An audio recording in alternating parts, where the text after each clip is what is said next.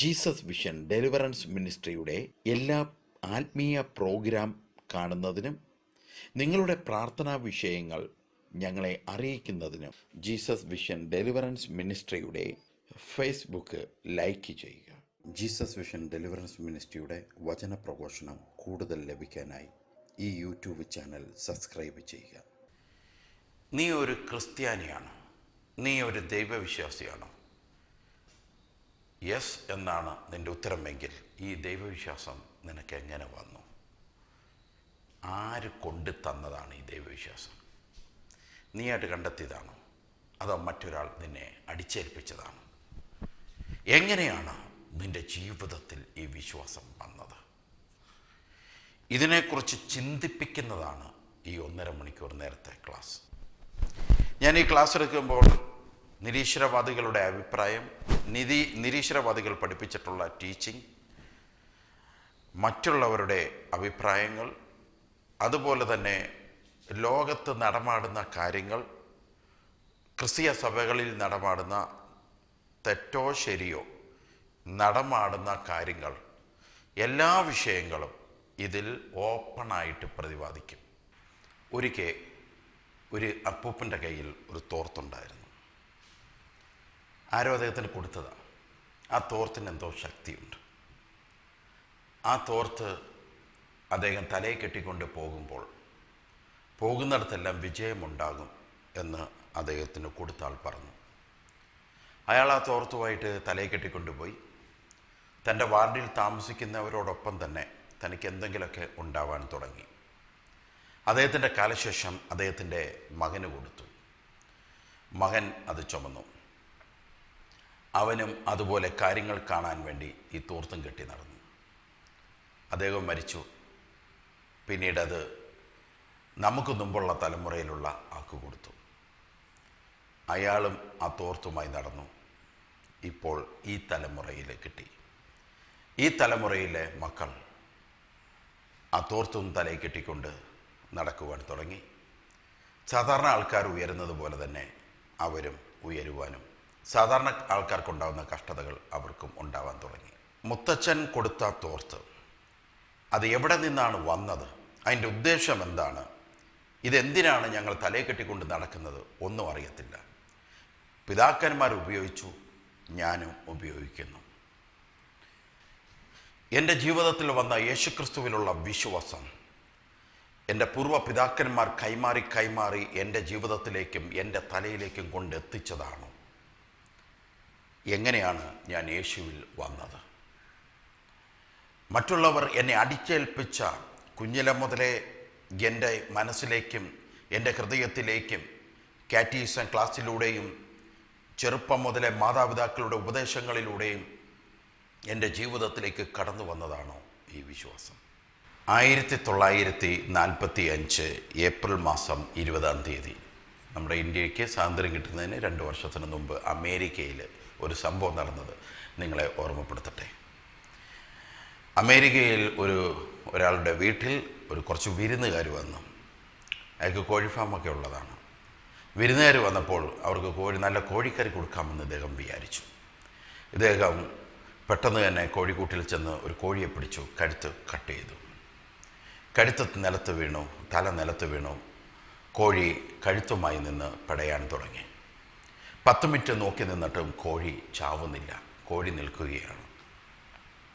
സമയം പോയല്ലോ എന്ന് വിചാരിച്ച് അടുത്ത കോഴിയെ പിടിച്ച് കട്ട് ചെയ്തു, കറി വെച്ചു. ആ കോഴി ചത്തുപോയി. അതിനെ കറി വെച്ചു, അതിനെ ആൾക്കാർക്ക് കൊടുത്തു. വിരുന്നുകാരെല്ലാം പോയി 4-5 മണിക്കൂർ കഴിഞ്ഞ് ഇദ്ദേഹം നേരത്തെ അറുത്ത കോഴിയെ കുഴിച്ചിടാനായിട്ട് ഇദ്ദേഹം തിരിച്ചു വന്നപ്പോൾ ഇദ്ദേഹം കാണുന്ന കാഴ്ച തലയില്ലാതെ കോഴി നിന്ന് അങ്ങോട്ടും ഇങ്ങോട്ടും നടക്കുകയാണ്. 4 മണിക്കൂറായിട്ടും കോഴിയും ചത്തട്ടില്ല. കോഴി നടക്കുകയാണ്. ഇദ്ദേഹം അതിശയിച്ചു പോയി. തലയോ നിലത്ത് അപ്പോഴും വീണ് കിടപ്പുണ്ട്. തലയില്ലാതെ ഒരു കോഴി എങ്ങനെ ജീവിക്കുന്നു?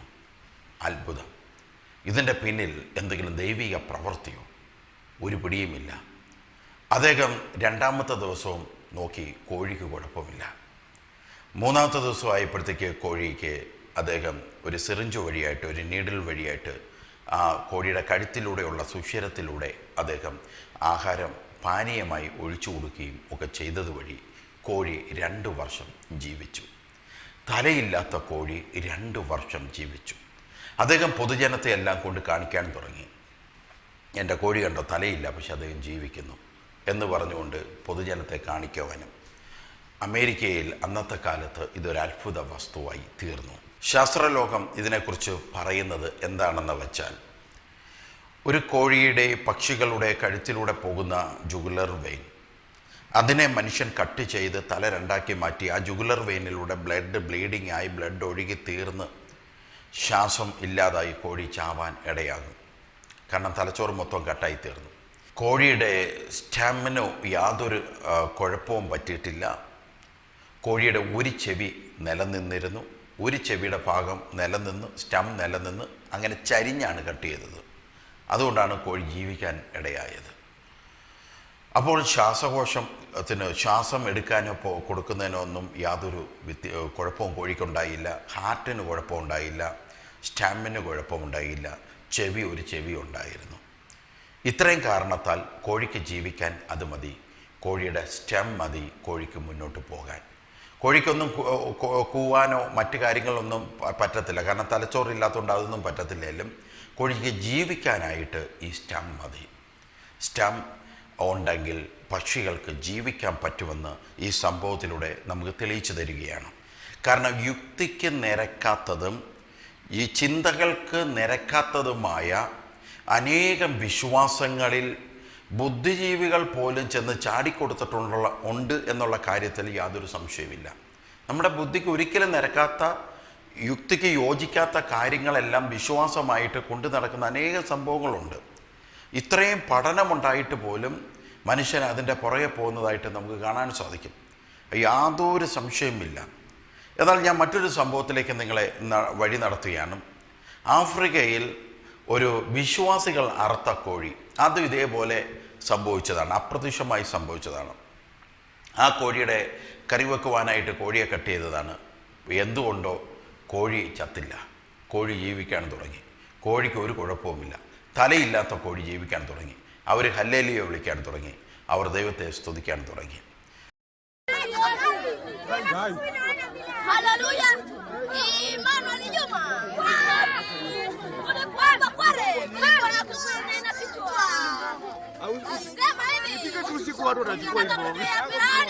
Iangalie huko kidogo.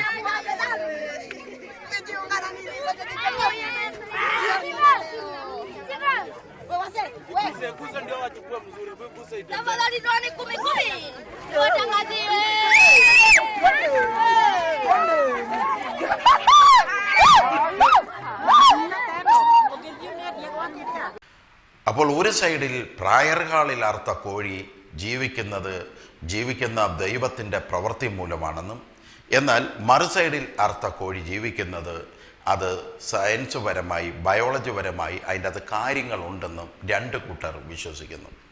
ഒരു കൂട്ടർ ഹല്ലേലൂയ പറയുന്നു, ഒരു കൂട്ടർ സയൻസ് പരമായിട്ട് അത് ഇന്നതാണ് സംഭവമെന്ന് വിശ്വസിക്കുന്നു. ഇവിടെയാണ് വിശ്വാസികൾ ചിന്തിക്കേണ്ടതും വിശ്വാസികൾ മനസ്സിലാക്കേണ്ടതും ഇങ്ങനെയുള്ള വിഷയങ്ങളാണ്. ഞാനും നിങ്ങളും കൊണ്ടു നടക്കുന്ന വിശ്വാസങ്ങൾ യുക്തിക്ക് നിരക്കാത്തതും പോഷത്വവുമാണോ നമ്മുടെ വിശ്വാസമെന്ന് നമ്മൾ നോക്കണം. ഈ വിഷയം, ഞാൻ ഈ പറഞ്ഞ കോഴിയുടെ വിഷയങ്ങൾ, പ്രത്യേകിച്ച് യുക്തി ചിന്തകരൊക്കെ ഇതിനെ വളരെയേറെ അവർക്ക് സ്റ്റഡി കൊടുക്കുന്നുണ്ട്, വളരെയേറെ ക്ലാസ്സുകൾ കൊടുക്കുന്നുണ്ട്. ഈ കോഴി ഒരു സ്റ്റം വഴിയാണ് ജീവിച്ചതെങ്കിൽ, ഒരു സ്റ്റം വഴി ഒരു കോഴിക്ക് ജീവിക്കാമെങ്കിൽ, സ്റ്റം വഴിയാണ് ലോകം മുഴുവൻ ജീവജാലങ്ങൾ ഉരുവാക്കപ്പെട്ടതെന്ന് തെളിയിക്കാൻ അവർ കോഴിയെ ഉപയോഗിക്കുന്നുണ്ട്. റോങ് സ്പിരിച്വൽ വേ, തെറ്റായ വഴിയിലൂടെ ആത്മീയത കൊണ്ടുപോകുന്ന അവസ്ഥ ഉണ്ട്. ഈ അവസ്ഥ ഈ കോഴിയുടെ കാര്യം പറഞ്ഞ കണക്കാണ്. അതായത് തനിക്ക് അജ്ഞതമായ ഒരു കാര്യം അത് അത്ഭുതമായി കാണുമ്പോൾ ആ അത്ഭുതത്തിൻ്റെ പിന്നാലെ ഏതോ ഒരു ശക്തി ഉണ്ടെന്നും ആ ശക്തിയെ പൂജിക്കുകയും ചെയ്യുന്ന മനുഷ്യൻ എങ്ങനെയാണ് ഒരു ക്രിസ്തീയ വിശ്വാസിയായിരിക്കാൻ സാധിക്കുന്നത്? നമ്മുടെ ഈ കേരളത്തിൽ തന്നെ എന്തെല്ലാം അരോചകമായ തരത്തിലുള്ള വിശ്വാസങ്ങളാണ് നമ്മളുടെ സഭയിൽ തന്നെ ഉള്ളതെന്ന് നമ്മൾ ചിന്തിച്ചു നോക്ക്. പലവർക്കും ഉൾക്കൊള്ളാൻ പറ്റുന്നില്ല, പലവർക്കും അത് അംഗീകരിക്കാൻ പറ്റുന്നില്ല. വളരെ മ്ലേച്ഛകരവും വളരെ യോജിക്കാൻ പറ്റാത്തതും യുക്തിക്ക് നിരക്കാത്തതുമായ വിശ്വാസങ്ങളും പള്ളിപ്പെരുന്നാളുകളും കർമ്മങ്ങളും ഒക്കെ ഇല്ലേ എന്ന് നമ്മളൊന്ന് ചിന്തിച്ചു നോക്കുക. ഒന്ന് ചിന്തിച്ചു നോക്കുക. ഈ കോഴിയുടെയൊക്കെ കാര്യം പറഞ്ഞ കണക്കാം. ഇതിൽ പലതും യുക്തിക്ക് നിരക്കാത്ത കാര്യങ്ങളും ഇതിൽ പലതും ദൈവമില്ലാത്ത കാര്യങ്ങളുമാണ്. ദൈവത്തിൻ്റെ പ്രവൃത്തിയായിട്ട് യാതൊരു ബന്ധവുമില്ലാത്ത കാര്യങ്ങളാണ്. യേശുക്രിസ്തു ശിഷ്യരെ നോക്കി, 11 പേരെ നോക്കി, 9 പേരെ നോക്കി, വഴിപിഴച്ച തലമുറ എത്ര നാൾ ഞാൻ നിങ്ങളുടെ കൂടെ ഇരിക്കും എന്ന് ചോദിക്കുന്നത്. ഇവിടെ നമ്മൾ മനസ്സിലാക്കേണ്ടത് യേശുക്രിസ്തു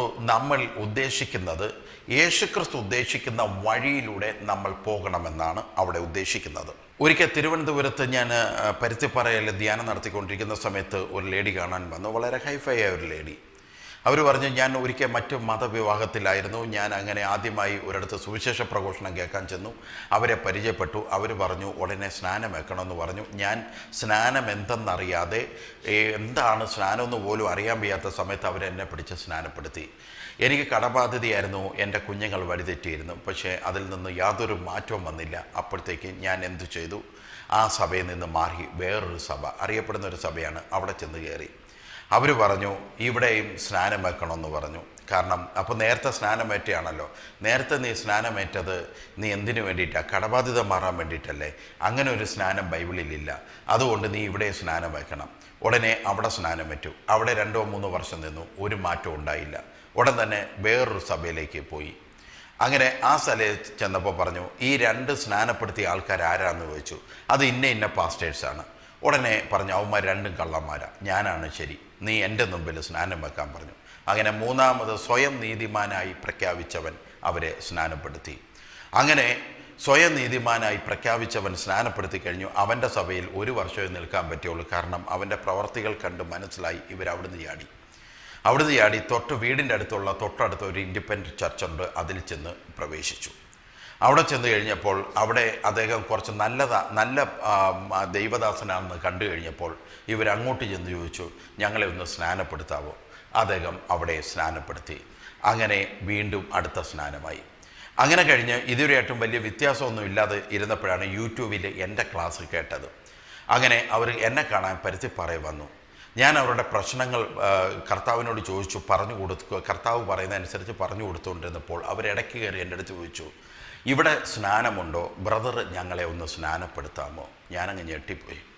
ഞാൻ പറഞ്ഞു, ഇത് സഭയല്ല, മിനിസ്ട്രിയാണ്.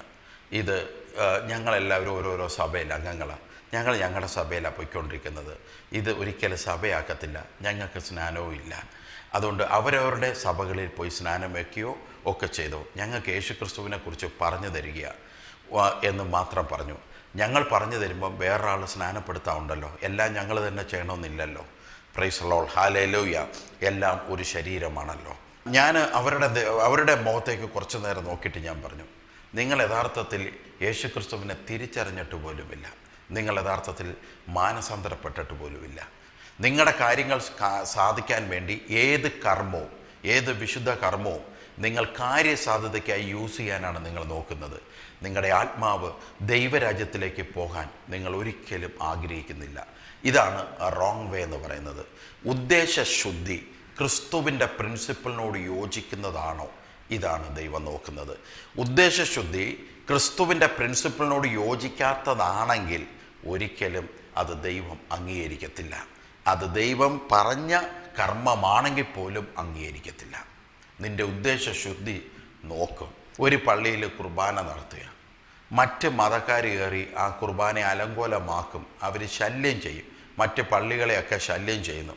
അതുകൊണ്ട് നമുക്കൊരു കാര്യം ചെയ്യാം, അവരെ സന്തോഷിപ്പിക്കാൻ വേണ്ടി മറ്റ് മതങ്ങളുടെ ദൈവങ്ങളെയും കൂടെ അൾത്താരയിൽ എടുത്തു വെച്ചിട്ട് നമുക്ക് കുർബാന നടത്തി കഴിയുമ്പോൾ അവർക്കും ഒരു സന്തോഷമാവും, നമുക്കും ഒരു സന്തോഷമാവും, പ്രശ്നങ്ങളുണ്ടാവത്തുമില്ല എന്ന് പറഞ്ഞുകൊണ്ട് ഒരു പള്ളിക്കാർ തീരുമാനമെടുത്ത് അവരുടെ മതദൈവങ്ങളെയും കൂടെ പള്ളിയുടെ അൾത്താരയിൽ കൊണ്ട് കുർബാനയ്ക്ക് വെച്ചിട്ട് ഒരു കുർബാന നടത്തിയാൽ ആ കുർബാന ദൈവമുണ്ടാകുമോ? ഉദ്ദേശശുദ്ധി ഏതാ? എനിക്ക് കീറ് കിട്ടല്, എൻ്റെ പള്ളി ആരും നശിപ്പിക്കരുത്, എൻ്റെ പള്ളി അതുപോലെ നിൽക്കണം, എന്നെ ആരും ഉപദ്രവിക്കരുത്. ഇതാണ് ഉദ്ദേശശുദ്ധി, ദൈവരാജ്യമല്ല ഉദ്ദേശശുദ്ധി. ദൈവരാജ്യത്തിന് വേണ്ടിയിട്ടാണെങ്കിൽ എന്നെ നീ കൊന്നോ, നിനക്ക് എൻ്റെ ശരീരത്തെ കൊല്ലാൻ സാധിക്കത്തുള്ളൂ, പക്ഷേ എൻ്റെ ജീവനെ നിനക്കൊന്നും ചെയ്യാൻ പറ്റത്തില്ല എന്ന വചനത്തിൻ്റെ മുമ്പിൽ വരും. ഒരിക്കൽ ഞാൻ എറണാകുളത്തേക്ക് യാത്ര ചെയ്തുകൊണ്ടിരിക്കുമ്പോൾ ഒരു ഫോൺ കോൾ വന്നു. അപ്പം ഞാനുണ്ട്, എൻ്റെ കൂട്ടത്തിലുള്ള ദൈവദാസന്മാരുണ്ട്. ഒരു അമ്മയുടെ ഫോൺ കോളാണ്. ബ്രദർ, എൻ്റെ മകന് ജോലി ഗൾഫിൽ നഷ്ടപ്പെട്ടു, അതുകൊണ്ട് ജോലി കിട്ടുകയാണെങ്കിൽ ബ്രദർ പ്രാർത്ഥിക്കണം, ബ്രദർ ജോലി കിട്ടാൻ വേണ്ടി പ്രാർത്ഥിക്കണം എന്ന് പറഞ്ഞു. ഞാൻ ചോദിച്ചു, മകൻ എങ്ങനെയുണ്ട്, ആത്മീയതയുണ്ടോ, പ്രാർത്ഥനയ്ക്ക് പോകുന്നതാണോ, യേശുക്രിസ്തുവിനെ തിരിച്ചറിഞ്ഞതാണോ എന്നൊക്കെ ചോദിച്ചു. അവൻ പറഞ്ഞില്ല, അവൻ പ്രാർത്ഥനയില്ല, അവൻ ഇച്ചിരി മദ്യമൊക്കെ ഉണ്ടെന്ന് പറഞ്ഞു. അപ്പം ഞാൻ പറഞ്ഞു, ഞാൻ അവൻ്റെ യേശുക്രിസ്തുവിനെ തിരിച്ചറിയാൻ വേണ്ടിയും അവൻ്റെ ആത്മാവ് രക്ഷപ്പെടാൻ വേണ്ടിയിട്ടും ഞാൻ പ്രാർത്ഥിക്കാം, അത് കഴിഞ്ഞിട്ടാണ് അനുഗ്രഹത്തിന് വേണ്ടി പ്രാർത്ഥിക്കുന്നത്. അപ്പോൾ അവരെൻ്റെ അടുത്ത് തിരിച്ചു പറഞ്ഞു, ബ്രദർ അങ്ങനെ നോക്കണ്ട ബ്രദർ, അവന് വേണ്ടി പ്രാർത്ഥിച്ച് അവന് കിട്ടുന്ന ആദ്യത്തെ സാലറിയുടെ ഒരു പങ്ക് ഞാൻ ബ്രദറിന് തരാം എന്ന് പറഞ്ഞു. ഞാൻ അതിശയിച്ചു പോയി. കാരണം നമ്മുടെ വീട് പണി നടക്കാൻ വേണ്ടി മുനിസിപ്പാലിറ്റിയിലും മറ്റ് സ്ഥലങ്ങളിലും ചെന്ന് ചിലവർ കൈക്കൂലി കൊടുക്കാറുണ്ടല്ലോ, കൈക്കൂലി കൊടുത്ത് കാര്യങ്ങൾ സാധിക്കാറുണ്ടല്ലോ. ഏകദേശം ഇത് അതുപോലെ ആയില്ലേ? ഇത് മേടിക്കുന്നവനും തെറ്റുകാരനാ, കൊടുക്കുന്നവരും തെറ്റുകാരനാ. കാരണം ഉദ്ദേശശുദ്ധി എന്താണ്? എൻ്റെ മോൻ മാനസാന്തരപ്പെടുകയോ ഒന്നും എൻ്റെ മോൻ ചെയ്യണ്ട, എൻ്റെ മോന് എങ്ങനെങ്കിലും കാര്യങ്ങൾ നടക്കണം, അതിന് കൈക്കൂലി എങ്കിൽ കൈക്കൂലി, എന്ത് വേണമെങ്കിലും ചെയ്യാം. ഇതാണ് ഉദ്ദേശം. ഈ ഉദ്ദേശശുദ്ധി ഒരിക്കലും ദൈവത്തിന് യോജിച്ചതാണോ ചിന്തിക്കുക. കൈക്കൂലി കൊടുത്ത് എന്തെങ്കിലും നേടാൻ പറ്റുമോ? ഒരിക്കലും പറ്റത്തില്ല.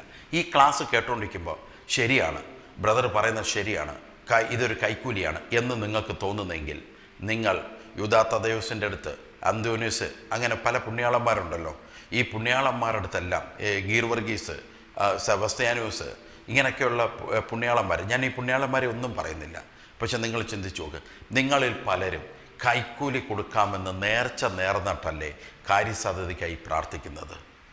നിങ്ങൾ ചിന്തിച്ചു നോക്ക്. ഇതാണ് ആ റോങ് റൂട്ട് എന്ന് പറയുന്നത്, ഒരു റോങ് വേ ആണിത്. കൈക്കൂലി കൊടുക്കുക. കാരണം ക്രിസ്തുവും നിങ്ങളും തമ്മിൽ യാതൊരു ബന്ധവുമില്ല, ഭജനവും നിങ്ങളും തമ്മിൽ യാതൊരു ബന്ധമില്ല. പുണ്യാള ഇത് നടത്തിത്താ, ഞാൻ നിനക്ക് കൈക്കൂലി തരാം, ഇപ്പോൾ 7 ആഴ്ച ഞാൻ വരാം, നടത്തി തന്നാൽ നോട്ടുമാല നിൻ്റെ ഒരു ബിംബത്തിൽ കൊണ്ടിടും ഞാൻ.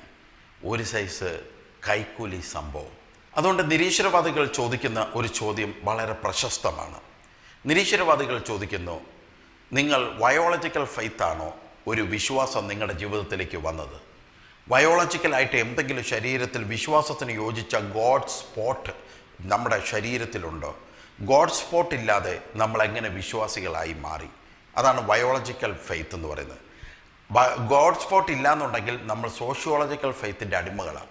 എന്ന് പറഞ്ഞാൽ സമൂഹം, മതങ്ങൾ അടിച്ചേൽപ്പിച്ച വിശ്വാസം ചുമന്നുകൊണ്ട് നടക്കുന്നവരാണ് നമ്മൾ. അതുകൊണ്ടാണ് ഞാൻ ആദ്യം ഒരു തോർത്തിൻ്റെ ഉദാഹരണം പറഞ്ഞത്. നമുക്കറിയത്തില്ല തോർത്ത് എങ്ങനെ നമ്മുടെ ഈ വന്നത്. അവരുപയോഗിച്ച് നമ്മളിപ്പോൾ അതുപോലെ ചെയ്യുന്നു. അനുഗ്രഹം ഉണ്ടോ ഇല്ലയോ അതൊന്നും നമുക്കറിയത്തില്ല, നമ്മൾ ചെയ്യുന്നുണ്ട് എന്ന് പറയുന്നത് പോലെ ആ ജീവിത രീതിയാണ് സോഷ്യോളജിക്കൽ ഫെയ്ത്ത് എന്ന് പറയുന്നത്. മൂന്നാമത് ഒന്ന് ഞാൻ പറയട്ടെ, നിരീശ്വരവാദികൾ തൊടാത്തതൊന്നാണ് ബിബ്ലിക്കൽ ഫെയ്ത്ത് എന്ന് പറയും. ഈ 3 ഫെയ്ത്തിൽ ബിബ്ലിക്കൽ ഫെയ്ത്തിൽ നിൽക്കുന്നവർ ദൈവരാജ്യത്തിൽ പ്രവേശിക്കുമെന്ന് ബൈബിൾ പറയുന്നു. എന്നാൽ ബയോളജിക്കൽ ഫെയ്ത്തോ സോഷ്യോളജിക്കൽ ഫെയ്ത്തുകാരോ ദൈവരാജ്യത്തിൽ കയറത്തില്ല. പിതാക്കന്മാർ കാണിച്ചു കൂട്ടിയ മണ്ടത്തരങ്ങൾ ചുമക്കുന്ന ഒരു പുതിയ തലമുറ ദൈവരാജ്യത്തിൽ കയറണമെന്നില്ല. അതുകൊണ്ട് നമ്മുടെ ഫെയ്ത്ത് ഏതാണെന്ന് നമ്മൾ തിരിച്ചറിയണം. ആദ്യം നമ്മൾ നോക്കുന്നത് ഗോഡ് സ്പോട്ട് നമ്മുടെ ശരീരത്തിലുണ്ടോ. നമുക്ക് കണ്ണുനീർ വരുന്നത് എന്തുകൊണ്ടാണ്? നമുക്ക് കണ്ണുകൾ ഉള്ളത് കൊണ്ടാണ് നമുക്ക് കണ്ണുനീർ വരുന്നത്. കണ്ണുകളില്ല എങ്കിൽ നമുക്കൊരിക്കലും കണ്ണുനീർ വരികയില്ല. നമുക്ക് ഭക്തി വരുന്നത് എന്തുകൊണ്ടാണ്? ഭക്തിയുടേതായ ഒരു തലച്ചോറ് നമ്മുടെ അകത്തുണ്ടായിരിക്കണം, അല്ലെങ്കിൽ ഗോഡ് സ്പോട്ട് നമ്മുടെ അകത്തുണ്ടായിരിക്കണം. ഗോഡ് സ്പോട്ട് നമ്മുടെ അകത്തുണ്ടെങ്കിൽ തീർച്ചയായിട്ടും നമ്മളിൽ ഭക്തി ഉണ്ടാകും. ഇപ്പോൾ ഒരാൾ പറയാണ്, നീ ഭക്തി അമിതമായി കാണിക്കണ്ട, ഭക്തി തെറ്റാണ്, ഭക്തി ഭ്രാന്തമാണ്, അതുകൊണ്ട് ഈ ദൈവഭക്തി എന്ന് പറയുന്നത് കാപട്യമാണ് എന്നൊരാൾ പറഞ്ഞെന്നിരിക്കട്ടെ. പക്ഷേ എല്ലാ മനുഷ്യനിലും ഗോഡ് സ്പോട്ട് ഉണ്ട്. അതായത് തലച്ചോറിൽ തന്നെ ഗോഡിനായിട്ട് ഇരിക്കാൻ പറ്റിയ ഒരു സ്പോട്ട്, ഒരു തലച്ചോറ് ഉണ്ടെങ്കിൽ നമ്മൾ എത്ര വിമർശിച്ചാലും ശരി, ഈ ഗോഡ് സ്പോട്ട് ഉള്ളത് കാരണം അവൻ ഭക്തിയിലേക്ക് വന്നുകൊണ്ടേയിരിക്കും. ഭക്തിക്കായിട്ട് എന്തെങ്കിലും ഒരു സ്റ്റോർ റൂം അല്ലെങ്കിൽ എന്തെങ്കിലും ഒരു പോയിൻ്റ്, ഒരു സ്പോട്ട് എങ്കിലും ഉണ്ടെങ്കിൽ നമ്മളെ തല്ലിക്കൊന്നാൽ പോലും ഭക്തി ഇല്ലാതിരിക്കാൻ പറ്റത്തില്ല. കാരണം തലച്ചോറിലുള്ള ഒരു കാര്യമാണ്, ഭക്തി ഉണ്ടായിക്കൊണ്ടേയിരിക്കും. എന്നാൽ ഗോഡ് സ്പോട്ട് തലച്ചോറിൽ ഇല്ല എങ്കിൽ ഓർക്കുക, സമൂഹം നമുക്ക് ഫീഡ് ചെയ്ത് തന്ന സാധനമാണ് നമ്മൾ ചുമന്നുകൊണ്ടിരിക്കുന്നത്.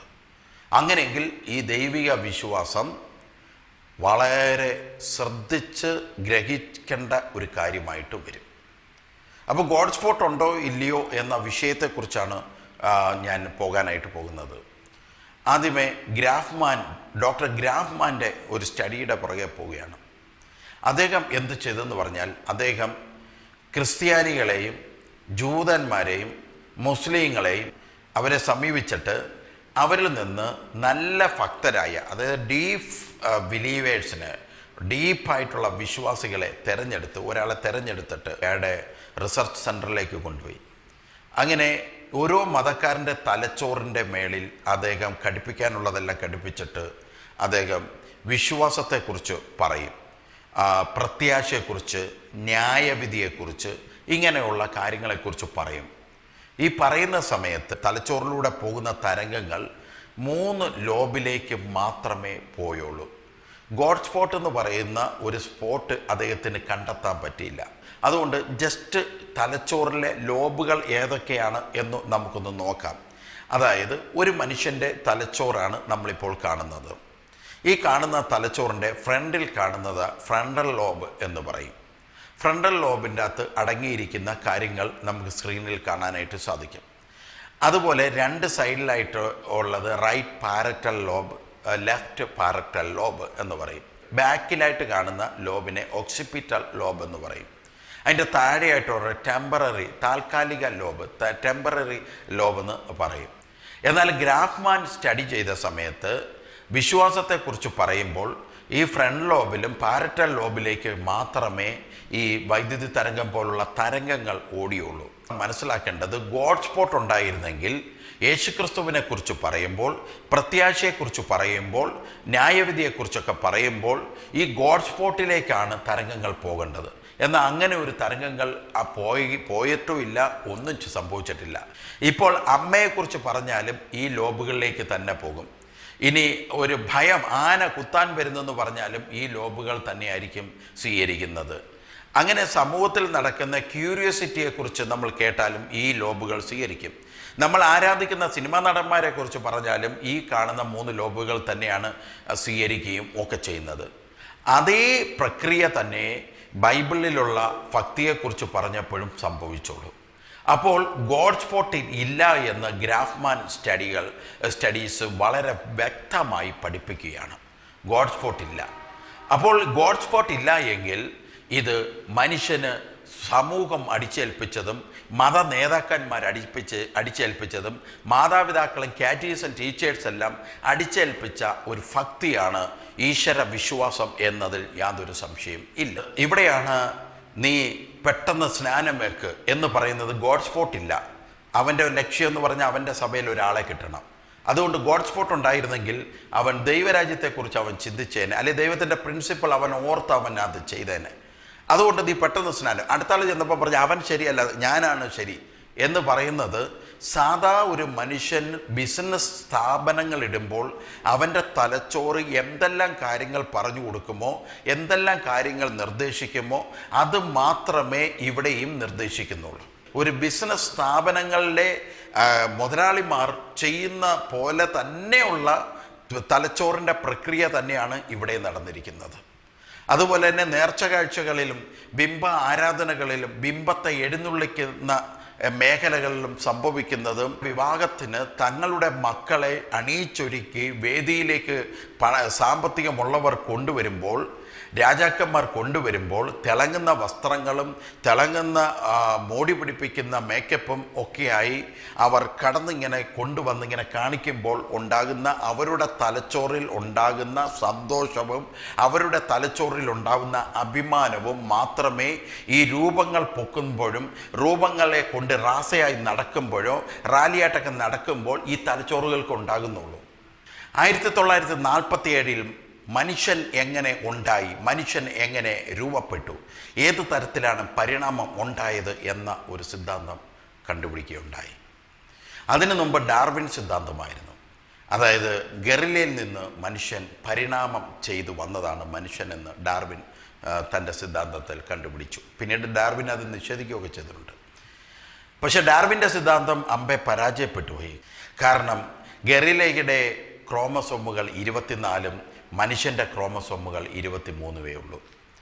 അപ്പോൾ 24 ക്രോമസോമുകളുള്ള ഒരു ബാക്ടീരിയ ക്രോമസോമുകൾക്ക് ഒരിക്കലും ചേഞ്ച് വരികയില്ല. ക്രോമസോമുകൾ അതുതന്നെ ആയിരിക്കും. ശരീരത്തിൻ്റെ രൂപങ്ങൾക്കും ഭാവങ്ങൾക്കും മാറ്റം വന്നാലും ക്രോമസോമുകൾ ബേസിക് ആയത് കാരണം അത് തന്നെ ആയിരിക്കും. അപ്പോൾ മനുഷ്യനിലും 24 ക്രോമസോമുകൾ കാണണം. അതായത് ഗറിലയിൽ നിന്നാണ് മനുഷ്യൻ ജനിച്ചതെങ്കിൽ 24 ക്രോമസോമുകൾ മനുഷ്യനും കാണണം. എന്നാൽ മനുഷ്യന് 23 ക്രോമസോമുകളേ ഉള്ളൂ. അത് കാരണം ആ ഡാർവിൻ്റെ സിദ്ധാന്തം പൊട്ടത്തരമാണെന്ന് ശാസ്ത്രലോകം വിലയിരുത്തി അയാളത്ത് ചവിട്ടുകൊട്ടയിൽ വലിച്ചെറിഞ്ഞ് കളഞ്ഞു. ഇന്ന് പല വിദ്യാഭ്യാസങ്ങളിലും പല ടെക്സ്റ്റ് ബുക്കുകളിലും ഡാർവിൻ സിദ്ധാന്തം വലിച്ചു കീറി ദൂരെ കളഞ്ഞു പല രാജ്യങ്ങളിലും. Price the Lord, hallelujah. അതിനുശേഷം ഡാർവിൻ സിദ്ധാന്തം പരാജയപ്പെട്ടിടത്താണ് 1940 പുതിയ ഒരു സിദ്ധാന്തം രൂപപ്പെട്ടു. ലോകത്തിൽ ആദ്യമായി ഉണ്ടായത് ബാക്ടീരിയയാണ്. ജീവജാലങ്ങൾക്ക് മുമ്പ് ആദ്യമായി ഉണ്ടാകുന്നത് ബാക്ടീരിയയുടെ പരിണാമ നിമിത്തം ഒരു ശരീരം രൂപപ്പെടുന്നു, അതൊരു ജീവിയായി മാറുന്നു. പിന്നീട് അടുത്ത ബാക്ടീരിയ, അവയിൽ നിന്ന് അടുത്ത ബാക്ടീരിയ ഉണ്ടാവും, അടുത്ത ജീവജാലങ്ങളെ ഉണ്ടാക്കും.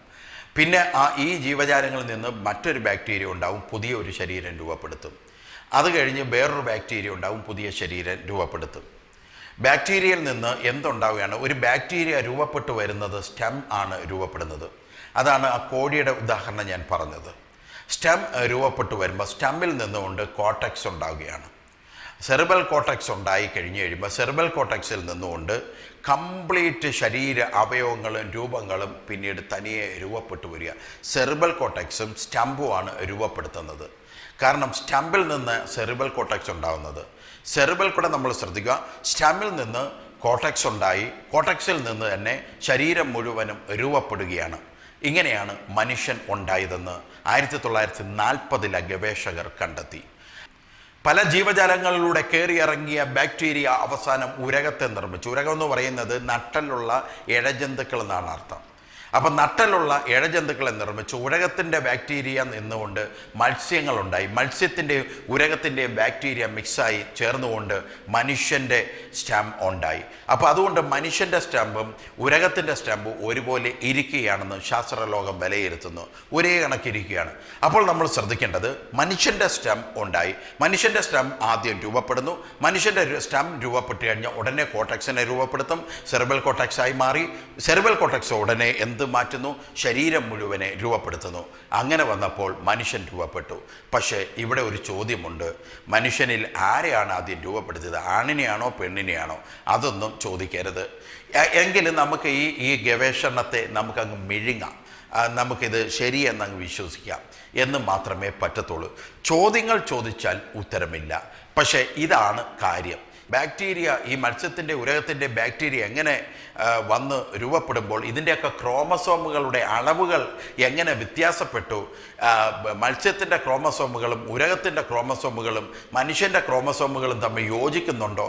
ഇങ്ങനെയൊക്കെയുള്ള ചോദ്യങ്ങളുടെ മുമ്പിൽ ചിലപ്പോൾ പറയും, ഇങ്ങനെയുള്ള ചോദ്യങ്ങളൊന്നും ചോദിക്കരുതെന്ന് പറയാൻ സാധ്യതയുണ്ട്. അത് കാരണമാണ് ഞാൻ പറഞ്ഞത്, മെഴുങ്ങാൻ പറഞ്ഞത് അത് കാരണമാണ്. ബാക്ടീരിയ വഴിയായി, സ്റ്റെം വഴിയായി, കോട്ടക്സ് വഴിയായിട്ടാണ് സൃഷ്ടിക്കപ്പെട്ടതെന്നും വിശ്വസിക്കുന്ന ഒരു കൂട്ടം സമൂഹങ്ങൾ ദൈവമില്ല എന്ന് വിശ്വസിക്കുകയാണ്. അതുകൂടാതെ തന്നെ ഗ്രാഫ്മാൻ സ്റ്റഡീസിൻ്റെ ഈ ഒരു പോർഷനും ഗ്രാഫ്മാൻ സ്റ്റഡീസിൻ്റെ മറ്റൊരു പോർഷനായ ഗോഡ് സ്പോട്ട് ഇല്ല എന്നുള്ള കണ്ടുപിടുത്തവും കൂടെ വന്നു കഴിഞ്ഞപ്പോൾ ദൈവവിശ്വാസം എവിടെ നിന്ന് വന്നു എന്ന ചോദ്യം നിൽക്കുകയാണ്. അപ്പോൾ ദൈവവിശ്വാസം ബയോളജിക്കലായിട്ട് ദൈവവിശ്വാസത്തിന് തെളിവുകളോ ഉറവിടമോ ഇല്ലാത്തത് കാരണം ദൈവവിശ്വാസം എവിടെ നിന്ന് വന്നു?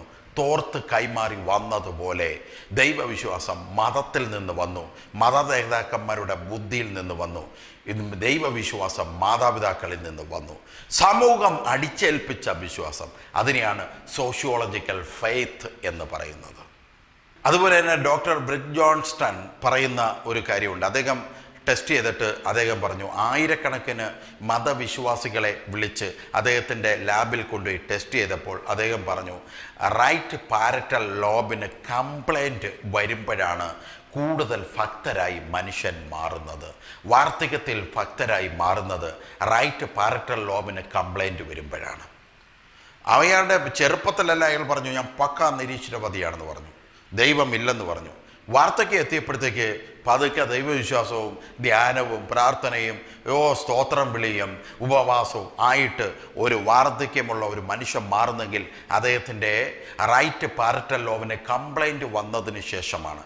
അപ്പോൾ ബ്രിക് ജോൺസ്റ്റൻ്റെ അഭിപ്രായം ഇങ്ങനെയാണ്, വലതുവശത്തെ പാരറ്റൽ ലോബിന് തലച്ചോറിന് കംപ്ലൈൻറ്റ് വന്നാൽ അമിതമായ ഭക്തരായി മാറും, ദർശനങ്ങൾ കാണും, കർത്താവിനെ കണ്ടെന്ന് പറയും.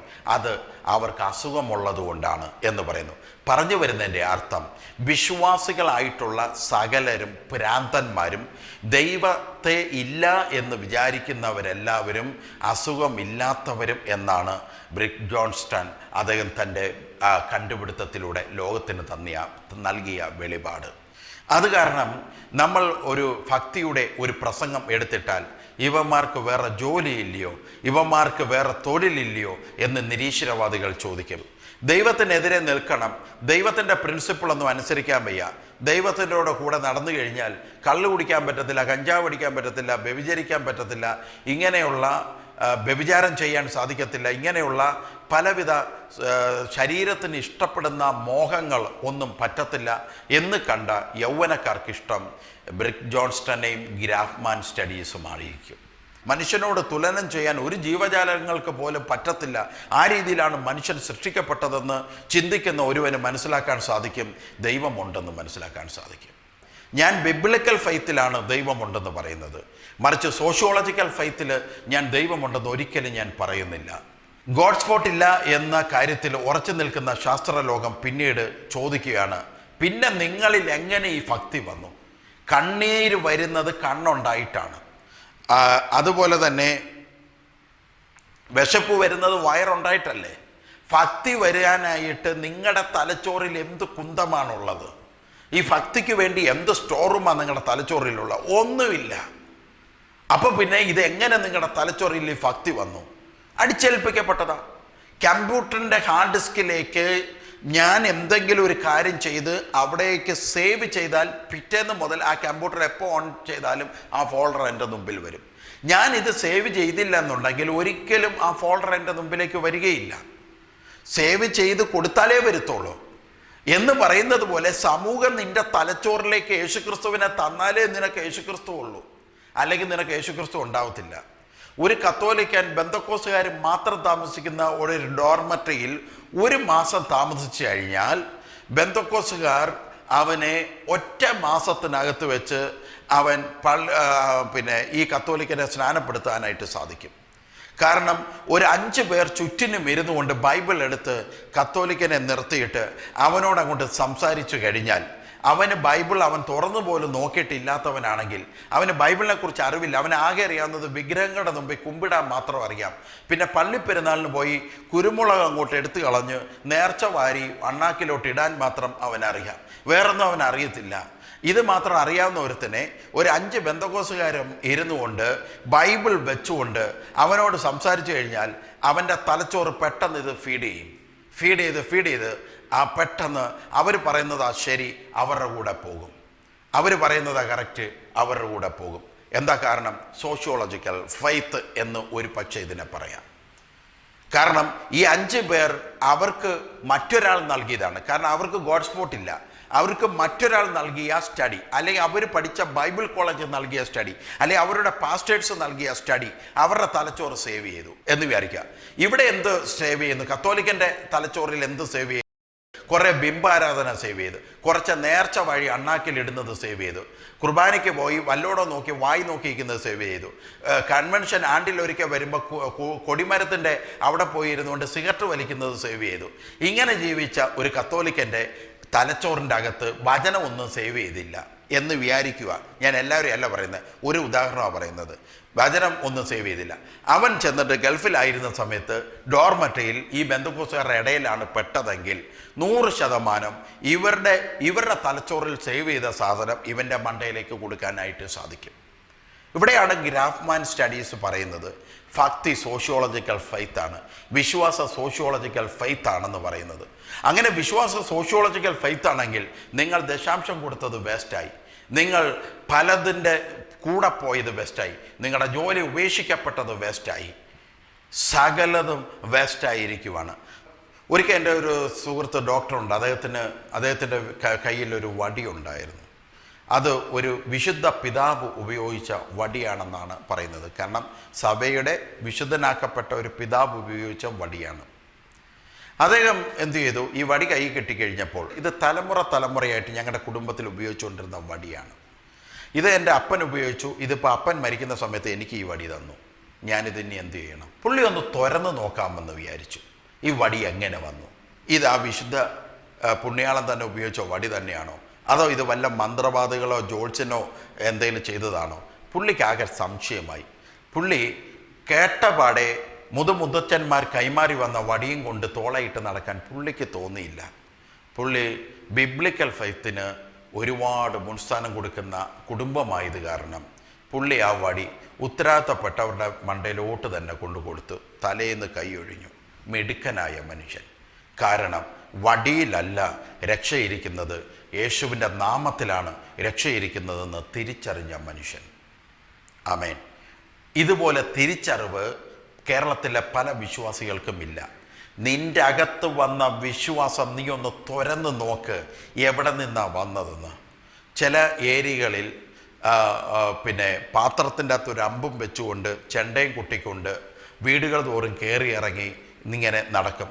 പുണ്യാളൻ്റെ അമ്പ്, എല്ലാവരും തൊഴുതോളാൻ പറയും, തൊട്ട് മുത്തിക്കോളാൻ പറയും. ഈ വിശ്വാസം എവിടെ നിന്ന് വന്നു? ബിബ്ലിക്കലായി വന്നതാണോ? വചനത്തിൽ നിന്ന് വന്നതാണോ? അതോ ഏതവനോ ബാറിലിരുന്ന് അവനിരുന്ന് വെള്ളമടിച്ചുകൊണ്ടിരുന്ന സമയത്ത് അവൻ്റെ തലയിൽ വന്ന് കയറിയത്, അവൻ മറ്റു മതത്തിൽ കണ്ടത്, അവൻ മറ്റു മതത്തിൻ്റെ സംസ്കാരങ്ങളിൽ കണ്ടത് അവൻ്റെ തലയിൽ വന്ന് കയറിയത്, ഇത് പള്ളിക്കകത്ത് കൊണ്ടുതരികയും പൊതുയോഗം അത് അംഗീകരിക്കുകയും ആ നിരപരാധിയായ ചില ഇടവക വൈദികർക്ക് അതനുസരിച്ച് കൊടുക്കേണ്ട വന്ന ഒരു സമ്പ്രദായമാണോ? ആണെന്നല്ല ഞാൻ പറയുന്നത്, ആണോ എന്ന് തുറന്ന് നോക്കണം. തുറന്ന് നോക്കാതെ എന്താണെങ്കിലും കുഴപ്പമില്ല, ഞങ്ങൾ തയ്യാറ് എന്ന് പറഞ്ഞാൽ സോഷ്യോളജിക്കൽ ഫെയ്ത്തിൻ്റെ അടിമകളാണ് നിങ്ങൾ. ഒരിക്കലും ദൈവരാജ്യത്തിൽ കയറുമെന്ന് പ്രതീക്ഷിക്കരുത് നിങ്ങൾ. ഫേസ്ബുക്കിൽ പിശാചിൻ്റെ പേരിൽ അറിയപ്പെടുന്ന ഒരു വ്യക്തി, അദ്ദേഹം പ്രവചനം പറയുന്ന ഏതോ ഒരു ദൈവദാസനെതിരെ അദ്ദേഹത്തിൻ്റെ കമൻറ്റ് വളരെ ശ്രദ്ധേയമായിരുന്നു. അതായത് പ്രവചനം പറയുന്ന ആൾ, അദ്ദേഹം അവർ താമസിക്കുന്ന തൻ്റെ പ്രയർ ഹാളിൽ വന്നവർ താമസിക്കുന്ന വീട്, സ്ഥലം ഒക്കെ അയാൾ പ്രവചനത്തിലൂടെ പറയുകയൊക്കെ ചെയ്യുന്നത് കണ്ടിട്ട് ഈ ദൈവദാസനെ, അല്ലെങ്കിൽ ഈ ദൈവവേല ചെയ്യുന്ന ഈ മകനെ, ഈ പിശാചിൻ്റെ പേരിൽ അറിയപ്പെടുന്ന ഇദ്ദേഹം ഉടനെ അതിനെ വൃത്തികേടായ ഭാഷയിൽ ഉപയോഗിച്ചു. നീ വീട് മാത്രമേ കാണുന്നുള്ളൂ, അവരിട്ടിരിക്കുന്ന വസ്ത്രം കാണുന്നു, അടിയിലിട്ടിരിക്കുന്നത് എന്താണെന്ന് നീ കാണുന്നു എന്നൊക്കെ ചോദിച്ചുകൊണ്ട് അതൊരു സെക്ഷുവൽ ഇമേജ് ആ പ്രവചനത്തിന് അയാൾ നൽകി. അതുകൊണ്ടായിരിക്കാം അയാളുടെ പ്രൊഫൈലിന് പിശാചിൻ്റെ പേരിട്ടിരിക്കുന്നത്. അതുകൊണ്ടായിരിക്കാം ഞാനിങ്ങനെ ചെയ്യത്തുള്ളൂ, എന്നെ അതുകൊണ്ട് നിങ്ങൾ പിശാചെന്ന് വിളിച്ചോ എന്ന് അദ്ദേഹം തന്നെ പറയുന്നത് കൊണ്ടായിരിക്കാം അദ്ദേഹം ആ പേരിട്ടിരിക്കുന്നതെന്ന് തോന്നുന്നു. അപ്പോൾ ഒരു പിശാചിനെ ബേസിക് നിർത്തിക്കൊണ്ട് അദ്ദേഹം ഇത് പറഞ്ഞപ്പോൾ പിന്നീട് ഇങ്ങോട്ട് അത് കണ്ടിട്ടുള്ള ആ വീഡിയോ കണ്ടിട്ടുള്ള സാധാരണ ക്രിസ്ത്യാനികൾ ഉൾപ്പെടെയുള്ള സാധാരണ ജനങ്ങളെല്ലാം ഒരു പ്രവാചകൻ ഒരാളുടെ പേര് പറയുകയോ ഒരു പ്രവാചകൻ ഒരു ദർശനം പറയുകയോ ജനുവിനായിട്ട് നടക്കുന്ന ഒരു സംഭവമാണെങ്കിൽ പോലും നീ അവൻ്റെ അകത്തിട്ടിരിക്കുന്നത് കാണുന്നുണ്ടോ എന്ന് ചോദിക്കുന്ന തരത്തിൽ ഈ 14 വയസ്സുള്ള ഫേസ്ബുക്ക് ഉപയോഗിക്കുന്ന പയ്യന്മാരും മുതിർന്നവരും വിദ്യാഭ്യാസമുള്ളവരും അവൻ്റെ അതേ വാക്ക് യൂസ് ചെയ്യാൻ തുടങ്ങി. അപ്പോൾ ഇത് എവിടെ നിന്നാണ് വന്നത്? ഇതും സോഷ്യോളജിക്കൽ ഒരു ഫെയ്ത്ത് തന്നെയാണിത്. അതായത് പിശാചിൻ്റെ പേരിലിട്ടിരിക്കുന്ന ഒരാളുടെ വാക്ക് വളരെയേറെ സമൂഹത്തെ സ്വാധീനിച്ചു. സമൂഹം അദ്ദേഹത്തിൻ്റെ വാക്ക് ഫോളോ അപ്പ് ചെയ്യുമ്പോൾ സമൂഹം അറിയാതെ തന്നെ അദ്ദേഹത്തെ ദൈവമാകുകയാണ്. അറിയുന്നില്ല, ദൈവമാണെന്ന് നിങ്ങൾ പ്രഖ്യാപിക്കുന്നില്ല, പക്ഷെ നിങ്ങൾ അനുകരിക്കുമ്പോൾ അനുകരണം എപ്പോഴും ഒരു ആരാധനയിൽ നിന്നാണ് ഉണ്ടാവുന്നത്. അതുകൊണ്ട് ബൈബിളിൽ ഇപ്രകാരം പറയുന്നുണ്ട്, ജീവിക്കുന്ന ദൈവത്തെ ആരാധിക്കാൻ വിമുഖത കാണിക്കുന്ന മനുഷ്യൻ സൃഷ്ട വസ്തുക്കളെ ആരാധിക്കും എന്ന് റോമാക്കാർക്ക് എഴുതിയ ലേഖനത്തിൽ പറയുന്നു. റോമാക്കാർക്ക് എഴുതിയ ലേഖനം 1:21 വാക്യത്തിൽ ഇപ്രകാരം പറയുന്നത്, അവർ ദൈവത്തെ അറിഞ്ഞിട്ടും അവനെ ദൈവമെന്ന് ഓർത്ത് മഹത്വീകരിക്കുകയോ നന്ദി കാണിക്കുകയോ ചെയ്യാതെ തങ്ങളുടെ നിരൂപണങ്ങളിൽ വ്യർത്ഥരായിത്തീർന്നു. അവരുടെ വിവേകമില്ലാത്ത ഹൃദയം ഇരുണ്ടുപോയി. ജ്ഞാനികൾ എന്ന് പറഞ്ഞുകൊണ്ട് അവർ മൂഢന്മാരായിപ്പോയി. കാരണം വളരെ വിവേകത്തോടു കൂടിയൊക്കെ യുക്തിചിന്തയൊക്കെ പ്രദർശിപ്പിക്കുകയൊക്കെ ചെയ്തവർ തന്നെ മൂഢന്മാരായിത്തീർന്നു. അക്ഷയനായ ദൈവത്തിൻ്റെ തേജസ്സിനെ, അതായത് കാണപ്പെടാത്ത ദൈവത്തിൻ്റെ തേജസ്സിനെ അവർ കാണപ്പെടുന്ന മനുഷ്യന് നൽകി അവയെ ആരാധിക്കാൻ തുടങ്ങി. അതാണ് ബൈബിൾ പറയുന്നത്. അപ്പോൾ യഥാർത്ഥ കാണപ്പെടാത്ത ദൈവത്തെ ആരാധിക്കുന്നത് തെറ്റാണെന്നും മോശമാണെന്നും ചിന്തിക്കുന്നവർ മനുഷ്യനെ ആരാധിക്കും. മനുഷ്യൻ പറയുന്നത് പോലെ കേൾക്കും. നമ്മൾ നോക്കണം, ഒരു പ്രവാചകൻ എന്തെങ്കിലും ഇട്ട് കഴിഞ്ഞാൽ കർത്താവിൻ്റെ പ്രവൃത്തിക്ക് എതിരെ സംസാരിക്കാൻ ആഗ്രഹിക്കുന്നവർ തിരഞ്ഞെടുക്കുന്നത് ഒരു അശുദ്ധനിൽ നിന്ന് കടന്നു വന്ന വാക്കാണ് തിരഞ്ഞെടുക്കുന്നത്. അവൻ എന്ത് പറഞ്ഞോ അതേപോലെ തന്നെ ഉടനെ കമൻറ്റ് ബോക്സിൽ എഴുതും. അവനെ അനുകരിക്കുകയാണ്. തലച്ചോറിൽ ലിംബിക് സിസ്റ്റം എന്ന് പറയുന്ന ഒരു ഭാഗമുണ്ട്. അതായത് പ്രത്യേകമായ നിർദ്ദേശങ്ങളുടെ അടിസ്ഥാനത്തിൽ പ്രവർത്തിക്കുന്നതല്ല ലിംബിക് സിസ്റ്റം. സാഹചര്യം അനുസരിച്ച് ലിംബിക് സിസ്റ്റം ഇങ്ങനെ പ്രവർത്തിച്ചുകൊണ്ടേ ഇരിക്കും. ഈ ലിംബിക് സിസ്റ്റത്തിലാണ് തലച്ചോറിൻ്റെ എല്ലാ പ്രധാന ഭാഗങ്ങളും ഈ ലിംബിക് സിസ്റ്റത്തിലാണ് നിലനിൽക്കുന്നത്. കോർട്ടെക്സ് ആണെങ്കിലും എല്ലാ ലിംബിക് സിസ്റ്റവുമായിട്ട് ബന്ധപ്പെട്ട തലച്ചോറ് സംബന്ധമായ എല്ലാ കാര്യങ്ങളും നിലനിൽക്കുന്നത്. സങ്കടം, പെരുമാറ്റം, പ്രചോദനം, ദീർഘകാല ഓർമ്മകൾ, അലസത എന്നീ കാര്യങ്ങൾ ലിംബിക് സിസ്റ്റത്തിൻ്റെ അകത്തായിരിക്കുന്നത്. സങ്കടം, ഒരു സിനിമ കണ്ടു കഴിഞ്ഞാൽ അതിലെ സങ്കടത്തിൻ്റെ രംഗങ്ങൾ കണ്ടു കഴിഞ്ഞാൽ നമ്മൾ ഉടനെ കരയുകയാണ്. കരയുന്നതിൻ്റെ അന്നേരം പ്രവർത്തിക്കുന്നത് ലിംബിക് സിസ്റ്റമാണ്. അതുപോലെ തന്നെ നല്ല പെരുമാറ്റം, വചനം കേട്ടപ്പോൾ നിങ്ങൾ നല്ലപോലെ പെരുമാറണമെന്ന് നിങ്ങൾക്ക് തോന്നി. നിങ്ങളിൽ കേട്ടത് ഒരു പേഴ്സണാലിറ്റി ഡെവലപ്മെൻറ്റ് ക്ലാസ് ആണെങ്കിൽ നിങ്ങൾ അതനുസരിച്ച് പെരുമാറ്റം ക്രമീകരിക്കും. നിങ്ങളിൽ ഈ ഒരു യോഗ ക്ലാസ്സിനാണ് പോയെങ്കിൽ നിങ്ങൾ അതനുസരിച്ച് നിങ്ങളുടെ പെരുമാറ്റം നിങ്ങൾ മാറ്റും. നിങ്ങൾ ഒരു രാഷ്ട്രീയമായ ഒരു RSS കേന്ദ്രത്തിലാണ് പോയതെങ്കിൽ അവരുടെ ടീച്ചിങ് അനുസരിച്ച് നിങ്ങളുടെ ലിംബിക് സിസ്റ്റം നിങ്ങൾ പെട്ടെന്ന് ആ രീതിയിലേക്ക് മാറും. അവരെന്ത് പറയുന്നു? നിങ്ങളൊരു മുസ്ലിം മത വിഭാഗത്തിലാണ് പോയെങ്കിൽ അവരുടെ പ്രവർത്തനം അനുസരിച്ച് നിങ്ങൾ മാറും. നിങ്ങൾ അതുപോലെ തന്നെ കത്തോലിക്കയോ ബെന്തക്കോസിലാണ് പോകുന്നതെങ്കിൽ അവർ ടീച്ച് ചെയ്യുന്ന രീതിയിൽ നിങ്ങളുടെ ലിംബിക് സിസ്റ്റത്തിൻ്റെ പെരുമാറ്റങ്ങൾ മാറും. ഞാൻ ഈ പ്രസംഗിക്കാൻ എനിക്കൊരു പ്രചോദനം ലഭിച്ചിട്ടാണ് ഞാൻ ഈ പ്രസംഗിക്കുന്നത്. അപ്പോൾ എൻ്റെ ലിംബിക് സിസ്റ്റത്തിലേക്കൊക്കെയാണ് ഇപ്പോൾ തരംഗങ്ങൾ പൊയ്ക്കൊണ്ടിരിക്കുന്നത്. ലിംബിക് സിസ്റ്റമാണ് ഇപ്പോൾ വർക്ക് ചെയ്തുകൊണ്ടിരിക്കുന്നത്. ഒരു മൊബൈൽ കിട്ടിയാൽ അത് നോക്കി, വാട്സപ്പ് നോക്കി, വല്ലവനും തെറിവിളിക്കാൻ ഉണ്ടെങ്കിൽ അതും തെറിവിളിച്ച് ഇരിക്കുന്നതും ഈ ലിംബിക് സിസ്റ്റത്തിൻ്റെ തന്നെ പ്രവർത്തിയിലെ ഒരു റൂമാണ് അലസത എന്ന് പറയുന്ന റൂം. അത് ഉള്ളതാണ്, മനുഷ്യനെല്ലാവർക്കും ഉണ്ട് അലസത എന്ന് പറയുന്നത്. എത്ര ജോലി ചെയ്യുന്ന ഒരാഴ്ച മുഴുവനും ജോലി ചെയ്താലും ചിലപ്പോൾ ഒരു ദിവസം അയാൾ അലസനായി മാറിയിരിക്കാൻ സാധ്യതയുണ്ട്. കാരണം ലിംബിക് സിസ്റ്റത്തിൽ അലസത ഉണ്ട്. എന്നാൽ ഇതെല്ലാം ഉള്ള മനുഷ്യനിൽ ഗോഡ് സ്പോട്ട് ഇല്ല. ഈ ലിംബിക് സിസ്റ്റത്തിൻ്റെ അകത്ത് ഏറ്റവും അടിയിലായി 2 തലച്ചോറുകൾ വന്ന് ജോയിൻ്റ് ചെയ്യുന്ന ഒരു ഭാഗം ഇങ്ങനെയുണ്ട് ഏറ്റവും താഴെയായിട്ട്. അതിനെയാണ് ഹിപ്പോ ക്യാമ്പസ് എന്ന് പറയുന്നത്. ഈ ഹിപ്പോ ക്യാമ്പസസ് എന്ന് പറയുന്നത് ഗ്രീക്ക് ഭാഷയാണ്. ലിംബിക് സിസ്റ്റം എന്ന് പറയുന്നത് ലാറ്റിൻ വേർഡാണ്. അപ്പം ഗ്രീക്കിൽ ഹിപ്പോസസ് എന്ന് പറയുന്നത് കുതിര എന്നാണ് അർത്ഥം. ക്യാമ്പസസ് എന്ന് പറയുന്നത് ക്യാമ്പോസ് എന്ന് പറയുന്നത് കടൽ എന്നാണ് അർത്ഥം. അപ്പം ഈ ലിംബിക് സിസ്റ്റത്തിൻ്റെ താഴെ ഹിപ്പോ ക്യാമ്പസസായിട്ട് 2 തലച്ചോറുകൾ തമ്മിൽ അടുത്തായിട്ട് ജോയിൻറ്റ് ചെയ്യുന്ന ഒരു ഭാഗത്തെ ഗ്രീക്ക് ഭാഷയിൽ ഹിപ്പോ ക്യാമ്പസസ് എന്ന് വിളിക്കുന്നത് കരജീവി ജലജീവി ഇടതായ എല്ലാവിധ മേഖലകളും നമ്മുടെ ലിംബിക് സിസ്റ്റം സ്വീകരിക്കുന്നു. ഒരു നീന്തൽക്കാരന് മീൻ നീന്തുന്നത് പോലെ നീന്തുവാനും ഒരു ഓട്ടക്കാരന് കുതിര ഓടുന്നത് പോലെ ഓടുവാനും മനുഷ്യന് ഒരേ ദിവസത്തിൽ തന്നെ സാധിക്കും.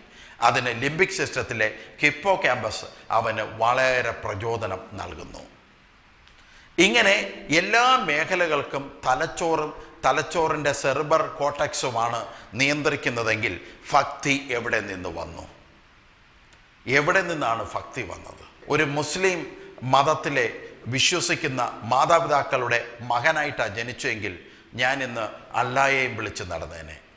ഞാനിന്ന് നല്ലൊരു ഹിന്ദു മതവിശ്വാസികളുടെ മാതാപിതാക്കൾക്കാണ് ഞാൻ ജനിച്ചതെങ്കിൽ എൻ്റെ തലച്ചോർ കൊച്ചിലെ മുതലേ രാമായണവും മഹാഭാരതവും വായിച്ചു കേട്ട് ഞാനിന്ന് കൃഷ്ണൻ്റെയും ശിവൻ്റെയും വിഷ്ണുവിൻ്റെയും ഭക്തനായി തീർന്നേനെ. ഞാനിന്ന് കുഞ്ഞിലെ മുതലേ ഞാൻ ജനിച്ചു വളർന്നത് ഒരു കത്തോലിക്ക കുടുംബത്തിലായതുകൊണ്ട് ഞാനിന്ന് കൊന്തയും ജപമാലയും കർണക്കൊന്തയും ചൊല്ലി ജീവിക്കുന്നു. മാതാവിന് ഇമ്പോർട്ടൻസ് കൊടുക്കുന്നു, അല്ലെങ്കിൽ യേശുവിന് ഇമ്പോർട്ടൻസ് കൊടുക്കുന്നു, നൊവേനയ്ക്ക് ഇമ്പോർട്ടൻസ് കൊടുക്കുന്നു. ഞാനൊരു ബന്ധക്കോസുകാരൻ്റെ കുടുംബത്തിലാണ് ജനിച്ചതെങ്കിൽ ഞാൻ കുഞ്ഞിലെ മുതലേ ഞാൻ ആരാധനയ്ക്കും കൈയടിച്ചുള്ള പ്രാർത്ഥനയ്ക്കും പ്രസംഗത്തിന് കൺവെൻഷൻ ഗ്രൗണ്ടും ഇങ്ങനെ പറഞ്ഞുകൊണ്ട് അതിന് ഞാൻ മുൻസ്ഥാനം കൊടുത്തു പോകും. കാരണം ഓരോ ക്രിസ്ത്യാനികൾ തന്നെ 3000-ൽ പരം സഭകൾ തന്നെ കേരളത്തിൻ്റെ ഒരു ജില്ലയിൽ തന്നെയുണ്ട്. ഈ 3000 സഭകളിലും പലതരത്തിലുള്ള ക്യാരക്ടറും പലതരത്തിലുള്ള കർമ്മങ്ങളും പലതരത്തിലുള്ള രീതികളും നിലനിൽക്കുന്നത് നമുക്ക് ഗോഡ് സ്പോട്ട് ഇല്ലാത്തത് കാരണമാണ്. ഗോഡ് സ്പോട്ട് ഉണ്ടെങ്കിൽ എല്ലാത്തിനെയും ഒരുപോലെ കേന്ദ്രീകരിച്ചേനെ. ഒരു സിനിമാ തിയേറ്ററിൽ ഒരു സങ്കട രംഗം കാണുമ്പോൾ അവിടെ ഇരിക്കുന്ന മനുഷ്യരെല്ലാവരും കണ്ണുനീര് വരുന്നു, അവർ തുടയ്ക്കുന്നു. ഒരേ രീതി, ഒരേ പ്രക്രിയ. കാരണം തലച്ചോറിലെ ലിംബിക് സിസ്റ്റത്തിൻ്റെ സങ്കടം എല്ലാവർക്കും ഒരേ പ്രക്രിയ തന്നെയാണ്. പണ്ട് പോട്ട വന്നപ്പോൾ നായ്ക്കമ്പറമ്പിലച്ഛൻ, പനക്കലച്ഛൻ അവർ ഭാഷാപരത്തിൽ ശാലാലാലാലാല ശാലാലാലാലാല ഇങ്ങനെ പറഞ്ഞുകൊണ്ട് അവർ ആരാധിക്കാൻ തുടങ്ങി. അന്ന് 92 മുതൽ ഞാൻ 2010 വരെ ഇതിൻ്റെ ഇടയിൽ നിന്ന് വർക്ക് ചെയ്യുമ്പോൾ എവിടെ പോയാലും ശാലാലാലാല മാത്രമേ കേൾക്കാവുള്ളൂ. കാണുന്ന അമ്മച്ചിമാരും കാണുന്ന ചേച്ചിമാരും കാണുന്ന വചനപ്രഘോഷകരും എല്ലാവരും മൈക്കിൽ കൂടെ ശാലാലാലാല ഇത് മാത്രമേ ഉള്ളൂ. കാരണം നായ്ക്കമ്പറമ്പിൽ അച്ഛനിൽ നിന്നും പനക്കൽ അച്ഛനിൽ നിന്നും കോപ്പി അടിച്ചുകൊണ്ട് ഇത് ഒരു സോഷ്യോളജിക്കൽ ഫെയ്ത്ത് പെട്ടെന്ന് അവരിൽ നിന്ന് ഇങ്ങോട്ട് ഫീഡ് ചെയ്തു, സേവ് ചെയ്തു. അന്നേരം മുതൽ നമ്മൾ ശാലാലാല പറയാൻ തുടങ്ങി. എല്ലാ അമ്മച്ചി അവസാനം ഈ 3 വയസ്സുള്ള കുഞ്ഞും ശാലാലാല പറയാൻ തുടങ്ങി. കാരണം മുതിർന്നവരെല്ലാവരും ഈ ശാലാലാല പറയുന്ന കേട്ടുകൊണ്ട് 3 വയസ്സുള്ള കുഞ്ഞുങ്ങളും ശാലാലാല തന്നെ. ഇതെല്ലാം ഭാഷാപരമാണോ? ഇതെല്ലാം ദൈവം നൽകുന്ന വരമാണോ എന്ന് ചോദിച്ചു കഴിഞ്ഞാൽ അല്ല. നിൻ്റെ ചെവിയിലൂടെ കേട്ട് നിൻ്റെ തലച്ചോറ് സ്വീകരിച്ചു. ഇപ്പം തലച്ചോറ് നിൻ്റെ നാവിൽ പറഞ്ഞു തരികയാണ് അങ്ങനെ പറയാൻ. ഒരു ഭക്തിയിലേക്ക് വരുമ്പോൾ തലച്ചോറ് അറിയാതെ പ്രവർത്തിക്കും. തലച്ചോറ് തിരിച്ചു തരിക, നീ അങ്ങ് പറയുക. അതുകൊണ്ട് അവരെന്ത് പറഞ്ഞോ അത് കേട്ടങ്ങ് പറയുക. അതുപോലെ തന്നെ ബെന്തക്കോസ്ത് സഭയിൽ എല്ലാവരും മകുട ജഗുഡ എന്ന് പറഞ്ഞുകൊണ്ട് പറയും. എല്ലാവർക്കും ഒരു ഡാ വരും. നിങ്ങൾ എല്ലാവരുടെ ഭാഷാപരം ഒന്ന് കേട്ടുകൊള്ളുക. ഒരു ഡാ വന്നിട്ട് പിന്നെ ശിവമ്മ ലല്ലമ്മ ഇതൊക്കെ പറയും, അമ്മാമ്മമാരുടെ പേരുകൾ. അപ്പോൾ ഒരാൾ പറഞ്ഞ ഭാഷാപരം, ഏതോ ഒരു ദൈവദാസം പറഞ്ഞ ഭാഷാപരം അതങ്ങ് ക്ലിക്കായി, അത് വൈറലായി. അപ്പോഴത്തേക്ക് എന്ത് സംഭവിക്കുന്നു? കേട്ടോണ്ടിരുന്ന എല്ലാ ദൈവദാസന്മാർക്കും പിന്നെ മകുടയും ജഗുടയും ഉള്ളൂ, ഡായെ പറയത്തുള്ളൂ. അപ്പം നമ്മൾ നോക്കിയാൽ മതി. ഞാനിത് ഓപ്പണായിട്ട് ഞാൻ ആരെയും വിമർശിക്കുകയല്ല, ഇത് എന്നെ അങ്ങനെ കാണരുത്. ഞാൻ ചിന്തിക്കാൻ വേണ്ടിയിട്ടാണ് ഇത് പറയുന്നത്. ഉടബാബ ഇതെല്ലാം ബെന്തക്കോസിലെ ഇപ്പം ഞാനിപ്പം ബാംഗ്ലൂരിൽ ഒരു ബെന്തക്കോസ് മീറ്റിങ്ങിന് ഞാൻ പോയാൽ അവിടെ ഈ ഉടബാബയുണ്ട്. ഇനി ഇതെല്ലാം പോട്ടെ, ഒരു കുഗ്രാമത്തിൽ ചെന്നാലും അവിടെ ഉടബാബയുണ്ട്. അതെന്താ? ദൈവത്തിന് ഒരൊറ്റ ഭാഷയെ തരാൻ കഴിവുള്ളൂ. ഈ കത്തോലിക്ക സഭയിൽ ചെന്ന് കഴിഞ്ഞാൽ ശാലാലാലയും ബെന്തക്കോസിൽ ചെന്നാൽ ഉടബാബയും. അപ്പോൾ ഇത് ഞാൻ പറയുന്നതുകൊണ്ട് എന്നോട് കോപമൊന്നും ആർക്കും തോന്നരുത്. ഞാൻ പറഞ്ഞു വരുന്നത് ഇതെല്ലാം ഫീഡ് ചെയ്യുന്ന സാധനമാണ്. മറ്റ് വ്യക്തികൾ ചെയ്യുന്നത് ഫീഡ് ചെയ്യുക, നമ്മുടെ തലച്ചോറിലേക്ക് ഫീഡ് ചെയ്യുക. കാരണം ഗോഡ് സ്പോട്ട് നമ്മുടെ തലച്ചോറിൽ ഇല്ല. അപ്പോൾ നമ്മൾ എന്ത് പറയുന്നോ, നമ്മൾ എന്താണോ നമ്മൾ സംസാരിക്കുന്നത്, അത് നമ്മൾ തുറന്നു നോക്കുന്നില്ല. ഇത് എവിടെ നിന്ന്, കമ്മിങ് ഫ്രം, ഫോർ വാട്ട്, ഈ രണ്ട് വിഷയങ്ങളെ കുറിച്ച് നമ്മൾ ചിന്തിക്കണം. ചിന്തിക്കാതെ നമ്മൾ പുറവേ ഇങ്ങനെ മണ്ടന്മാരെ പോലെ നടക്കരുത്. അനേകം പേരെ അത് നിരീശ്വരവാദത്തിലേക്ക് കൊണ്ടെത്തിക്കും. ഈ അടുത്ത സമയത്തായിട്ട് മദ്യവിരുദ്ധ സമിതിയുടെ ഒരു പ്രസ്താവനകൾ കാണാൻ ഇടയായി. LDF കേരളത്തിൽ ഭരിക്കാൻ തുടങ്ങിയപ്പോൾ പല ഭാഗത്തായിട്ട് ബാറുകൾ തുറക്കുന്നത് കണ്ടു കഴിഞ്ഞപ്പോൾ ബഹുമാനപ്പെട്ട വൈദികരൊക്കെ മദ്യവിരുദ്ധ സമിതിയുടെ ചെയർമാനും ഒക്കെ അതിനെതിരെ പ്രക്ഷോഭവുമായിട്ട് രംഗത്തിറങ്ങി. ശരിക്കും അഭിമാനം തോന്നി. കാരണം മദ്യപാനം കേരളത്തിൽ നിന്ന് തുടച്ചു മാറ്റാൻ സഭ കാണിക്കുന്ന ആ തീക്ഷ്ണത, എന്തുമാത്രം അപമാനം സഭ ഏറ്റു, സഭ നേതാക്കന്മാരേറ്റു. അവരെയൊക്കെ ഞാൻ വളരെയേറെ സല്യൂട്ട് ചെയ്യുന്നു. ഞാനിപ്പോൾ നിങ്ങളെ കാണിക്കുന്നത് അവരുടെ തന്നെ സഭയായ എടപ്പള്ളിയിലെ ഒരു കോഴിവെട്ട് പള്ളി എന്നാണ് ഞങ്ങളതിനെ വിളിക്കുന്നത്. അവിടുത്തെ ഒരു സംഭവം, അതായത് എടപ്പള്ളിയിലെ സെൻറ്റ് ജോർജ് പള്ളി പെരുന്നാൾ അങ്ങോട്ട് എത്തിക്കഴിഞ്ഞാൽ വിശ്വാസികളെല്ലാം കോഴിയും മദ്യവുമായി പള്ളിയിലേക്ക് ചെല്ലണം. എന്നിട്ട് പള്ളി ഇതിൻ്റെ ഉത്തരവാദിത്വം വഹിക്കുന്നില്ലെന്നൊക്കെ പറഞ്ഞാലും ഇതിൻ്റെയൊക്കെ ടെൻഡർ അടിച്ചു കൊടുക്കുകയും എല്ലാവിധ കോഴിവെട്ടുകാർക്കും മദ്യം കഴിക്കാനുള്ള സൗകര്യങ്ങൾ ചെയ്തു കൊടുക്കുന്നത് പിന്നെ ആരാണെന്നുള്ള ചോദ്യത്തിന് ഉത്തരം തരേണ്ടി വരും. ഈ ടെൻഡർ ഇട്ടിരിക്കുന്നത് പള്ളിയുടെ സ്കൂൾ ഗ്രൗണ്ടിലാണ്. പള്ളിയുടെ സ്കൂൾ ഗ്രൗണ്ടിൽ പുണ്യാളൻ്റെ പേരിൽ കോഴി വെട്ടാനും മദ്യം കഴിക്കുവാനും അവസരം ഒരുക്കി കൊടുക്കുന്നത് ഏത് ബിബ്ലിക്കൽ ഫെയ്ത്തിൽ നിന്നാണ്? ഇത് നമ്മൾ ചിന്തിക്കാൻ വേണ്ടിയിട്ടാണ് ഞാൻ പറയുന്നത്. അവിടെ പോകുമ്പോൾ എന്താണ് കാണുന്നത്? ഓപ്പണായിട്ട് മദ്യം ഗ്ലാസ്സിൽ ഒഴിക്കുന്നത്, നേർച്ചയായി. ഇപ്പം മദ്യം എന്തായി മാറി? നേർച്ചയായി മാറി. ഓപ്പണായിട്ട് ഒഴിക്കുകയെന്ന്. വെള്ളം ഒഴിച്ചു കൊടുക്കുന്നത് കുടുംബത്തിലെ പെണ്ണുങ്ങളാണ് വെള്ളം ഒഴിച്ചു കൊടുക്കുന്നത്. 16 വയസ്സുകാരി തൊട്ടടുത്തിരിപ്പുണ്ട്, ചെറുപ്പക്കാരികൾ തൊട്ടടുത്തിരിക്കുന്നു. ചെറുപ്പക്കാരന്മാരായിട്ടുള്ളവർ അവരൊരു ഗ്രൂപ്പായിട്ട് മറ്റടുത്തിരുന്ന് കുടിക്കുന്നു. അങ്ങനെ കുടിക്കുവാനും കോഴിക്കറി കൂട്ടി കുടിക്കുവാനായിട്ട്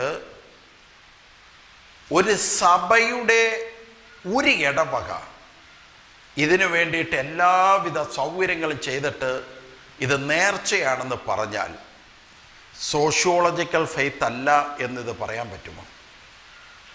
ഇതെങ്ങനെ ബിബ്ലിക്കൽ ഫെയ്ത്ത് ആവും? ഇതെങ്ങനെ വചന അടിസ്ഥാനമാകും?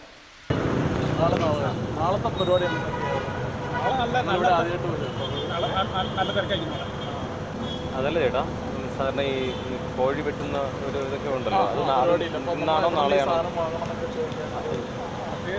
അതെനിക്കറിയില്ല. ഇവിടുന്ന് അങ്ങോട്ട് പോകുമ്പോൾ ലെഫ്റ്റിലേക്ക് ടേൺ ചെയ്തു അവിടെയാണ് ഈ കോഴി വെട്ടുന്ന സ്ഥലം. ആണോ? അവിടെ ആരുടെ അന്വേഷണം? ഇന്നില്ലല്ലോ. ഇന്നുണ്ടല്ലോ. അപ്പോൾ നമുക്ക് നമ്മൾ കോഴി ഇവിടെ നിന്ന് വാങ്ങേണ്ടത് തരും. അതെനിക്കറിയില്ല. അവിടെ വേറെ ആൾക്കാരൊക്കെ ഉണ്ട് വാങ്ങിക്കൊണ്ടുവന്നിട്ട് അവരോട് അന്വേഷിച്ചാൽ വാങ്ങിക്കൊണ്ടുവരുന്നത് എവിടെ നിന്ന് വാങ്ങിക്കുന്നത് അറിയില്ല. അല്ല, ഇന്നോട്ടാണ് നമ്മൾ എൻ്റെ പെരുന്നാളിൻ്റെ ദിവസം ഇന്നോട്ടാണ്. ഇപ്പോൾ ഇതൊക്കെ മെയിനായിട്ട് ഇന്നാണ്. അല്ല, ഇന്നലെയൊക്കെ കോഴി അറുത്ത്, ഇന്നലെ കോഴിനെ ആടിനൊക്കെ അറുത്തിരുന്നു. ഇന്നുണ്ടല്ലോ. ഇന്ന് അവിടെ വിറകൊക്കെ ആർക്കോ കൊണ്ടുപോകുന്നൊക്കെ കണ്ട്. ഇന്നലെ ആടിൻ്റെ. സഭയുടെ അനുവാദത്തോടു കൂടി നടക്കുന്ന ധ്യാനകേന്ദ്രങ്ങൾ 253 മേളിലാണ്. 253 ധ്യാനകേന്ദ്രങ്ങളിലെയും ധ്യാനഗുരുക്കന്മാർ പ്രസംഗിക്കുന്നത് ഇങ്ങനെയാണ്. എൻ്റെ പ്രസംഗം വിട്ടേരെ. മദ്യപാനികൾ സ്വർഗരാജ്യത്തിൽ കയറത്തില്ല. മദ്യപാനികൾ ആദിമകാലത്ത് സഭയിൽ നിന്ന് പുറത്താക്കും. മദ്യപാനികൾ ദൈവരാജ്യത്തിൽ പ്രവേശിക്കത്തില്ല. പോട്ട പോലുള്ള ധ്യാനകേന്ദ്രങ്ങൾ അത് തന്നെയല്ലേ പ്രഘോഷിക്കപ്പെട്ടത്. അപ്പോൾ ഈ 253 ധ്യാനകേന്ദ്രത്തിലെയും ധ്യാനഗുരു അച്ഛന്മാർ ഈ പറയുന്ന സഭയിലെ ഉള്ളവരല്ലേ? ഇനി നിങ്ങൾ ശ്രദ്ധിക്കേണ്ടത്, അതേ സഭയുടെ ഒരു ഇടവക തന്നെയല്ലയോ പൊതുജനത്തിന് ഓപ്പണായിട്ട് കഴിക്കാൻ, മദ്യം കുടിക്കാനുള്ള സൗകര്യം ചെയ്തു കൊടുത്തിരിക്കുന്നത്? ഇതെൻ്റെ ചോദ്യമാണ്. ഞാൻ ആണെന്ന് സ്ഥാപിക്കുന്നില്ല, ഞാൻ ചോദിക്കുകയാണ്. എന്തുകൊണ്ട് മദ്യവിരുദ്ധ സമിതി നാട്ടുകാരുടെ ബാറുകൾ അടയ്ക്കാൻ വേണ്ടി TV ചാനലുകളൊക്കെ വന്നിട്ടുള്ള ബഹുമാനപ്പെട്ട അച്ഛന്മാർ സ്വന്തം വീട്ടിൽ കാണിക്കുന്ന ഈ തോന്നിവാസത്തിനെതിരെ ശബ്ദമുയർത്താത്തത്. ഇതൊരു സഭയാണ്. ക്രിസ്തു പഠിപ്പിച്ച പ്രിൻസിപ്പിൾ ഇതിൻ്റെ അകത്തുണ്ടോ? ഒന്ന് ചിന്തിച്ചു നോക്ക്. സഭ തന്നെ മദ്യം കഴിക്കാൻ അവസരം കൊടുത്താൽ അതിനെ സഭയായിട്ട് കാണാൻ പറ്റുമോ? ക്രിസ്തുവിൻ്റെ ശരീരത്തിൽ മദ്യപാനികളുമായിട്ട് എന്ത് ബന്ധമാണുള്ളത്?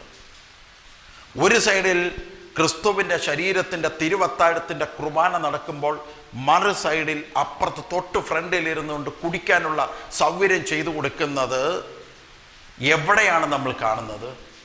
സാത്താൻ ആരാധനാ കേന്ദ്രങ്ങളിലല്ലേ? സാത്താൻ ആരാധനാ കേന്ദ്രങ്ങളിൽ വിശുദ്ധ കുർബാന, വാഴ്ത്തപ്പെട്ട കുർബാന അവർ കൊണ്ടുപോയി വെക്കുകയും അതിൻ്റെ മുമ്പിലിരുന്ന് കുടിക്കുകയും അതിൻ്റെ മുമ്പിലിരുന്ന് മോശമായ കാര്യങ്ങൾ ചെയ്യുകയും ചെയ്യുന്നത് സാത്താൻ ആരാധനാലയത്തിലല്ലേ? അത് ചെയ്യിപ്പിക്കാൻ പ്രേരിപ്പിച്ചത് പിശാചല്ലേ? അങ്ങനെയെങ്കിൽ അത് പിശാചാണെന്ന് നിങ്ങൾ വിശ്വസിക്കുന്നെങ്കിൽ ഇവിടെ നടക്കുന്നതിൻ്റെ പിന്നിൽ പ്രേരിപ്പിക്കുന്നത് ദൈവമാണോ എന്ന് നിങ്ങൾ ചിന്തിക്കേണ്ടതായിരിക്കുന്നു. അപ്പോൾ ഈ ദേവാലയത്തിൻ്റെ പിന്നിൽ പ്രവർത്തിക്കുന്ന അരൂപി ഏതാണെന്ന് നിങ്ങൾ ചിന്തിക്കണം.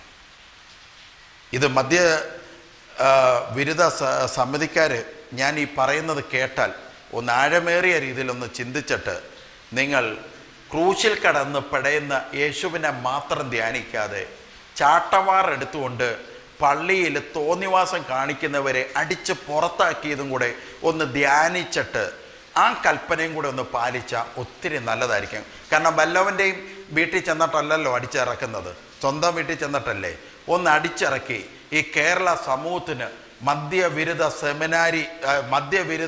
സമിതിയിലെ നേതാക്കന്മാർ ഒന്ന് മാതൃക കാണിച്ചു തന്നാൽ ഫസ്റ്റ് സല്യൂട്ട് എൻ്റെത് ഞാൻ തരുന്നു.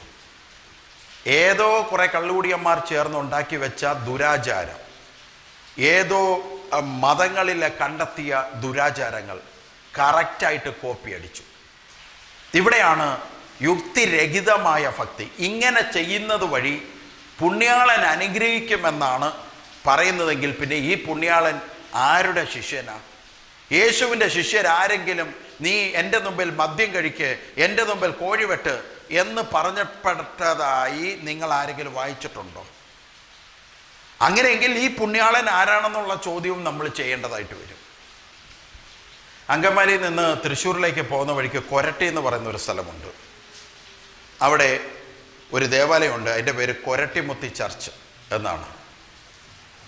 ഹിന്ദു മതത്തിൽ നടക്കുന്ന, അതായത് കൊടുങ്ങല്ലൂർ ദേവി ക്ഷേത്രത്തിൽ നടക്കുന്ന എന്തൊക്കെ ആചാരമുണ്ടോ അവിടെ ഇടുന്ന പാട്ടേത്, അവിടെ ഇടുന്ന ആഘോഷമായ അവരുടെ ഉത്സവ രാസ ഏത്, അതേ സെയിം തന്നെയാണ് ഈ ചർച്ചിലും. ഒരു മാറ്റമില്ല.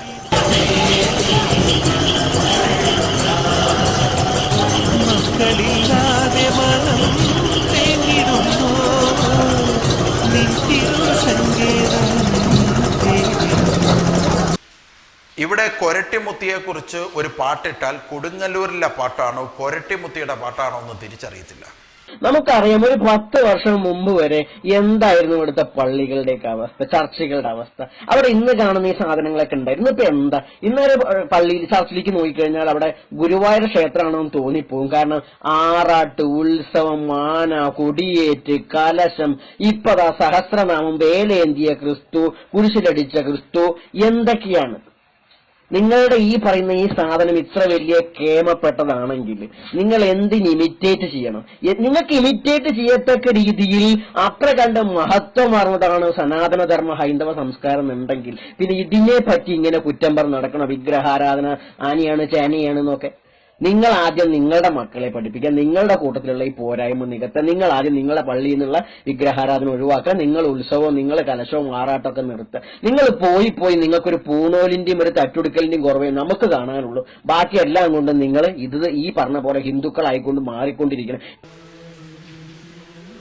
ഇത് ഗുരുവായൂർ ക്ഷേത്രത്തിൽ തുലാഭാരമുള്ളതുപോലെ ഈ ദേവാലയത്തിൻ്റെ അകത്ത് തുലാഭാരം വെച്ചിരിക്കുകയാണ്. എവിടെ നിന്നാണ് ഈ സമ്പ്രദായം വന്നത്?